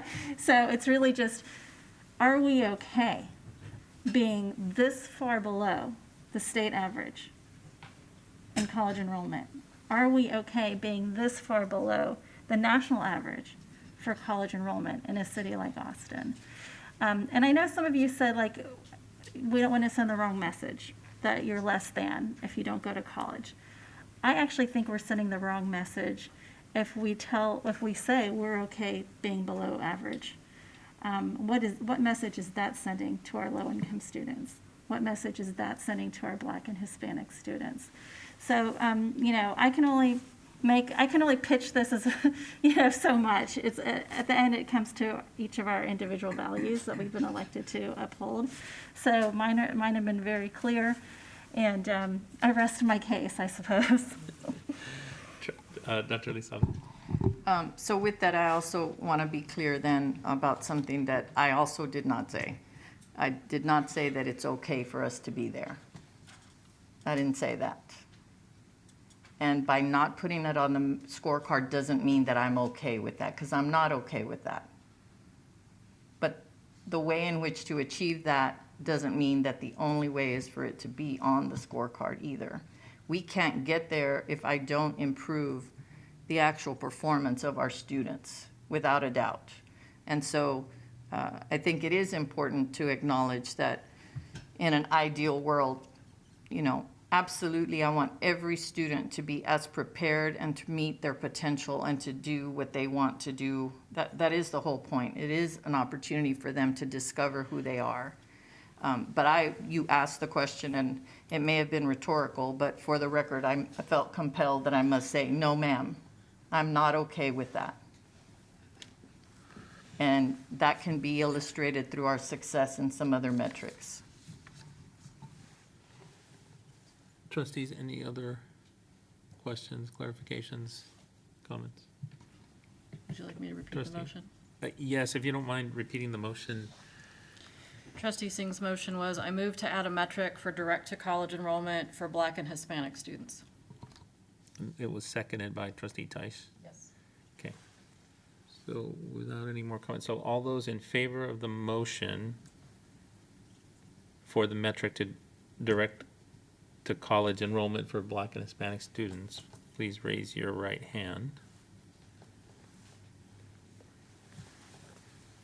Okay, all those against the motion? All those abstaining? Okay, so the motion fails 3 for the motion, 4 against the motion, and 1 abstaining. You got that for the, sorry, for the motion, for the minutes? 3, 4, 1. Okay. So we're back to the original, let me look at my notes for a second. So unless there's any motions to amend, we're back at having a motion by Trustee Letitia Anderson with a second by Trustee Yasmin Wagner to approve item 10.6. Is there any other discussion on the item? Okay, all those in favor, please raise your right hand for item 10.6.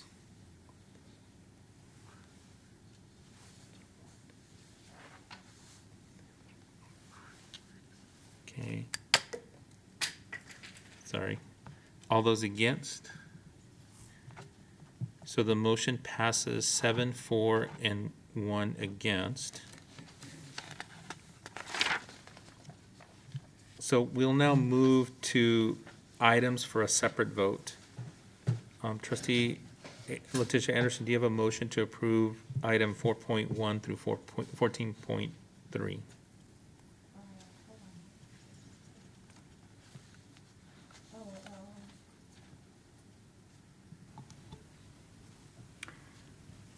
I make a motion to approve items 14.1 through 14.3. Do I have a second? Second. Trustee Anderson. So having a motion by, oh, I'm sorry, is there any discussion on items 14.1 through 14.3? Okay, having a motion by Trustee Letitia Anderson and a second by Trustee Ashley to approve items 14.1 to 14.3. All those in favor, please raise your right hand. So the motion passes by all those on the dais. So we will now recess the open meeting at 8:44 p.m. and move to executive session pursuant to Texas Government Code sections 551.074, 551.072, 551.073, 551.087, 551.076, 551.129, and 551.071. For purposes of this video meeting, the board will now leave this open meeting, which will remain live online and convene privately in a separate meeting. When we're finished with our executive session, we will reconvene here, and again, we thank you for your patience.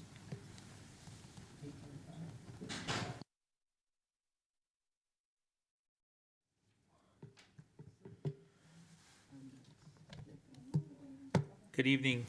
We will now reconvene the open meeting at 10:13 PM.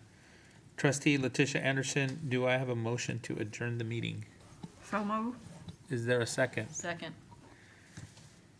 Having a motion by trustee Letitia Anderson and a second by trustee Cindy Anderson to adjourn, all those in favor, please raise your right hand. The motion passes by all those on the dais. The meeting is now adjourned at 10:14 PM. Thank you all.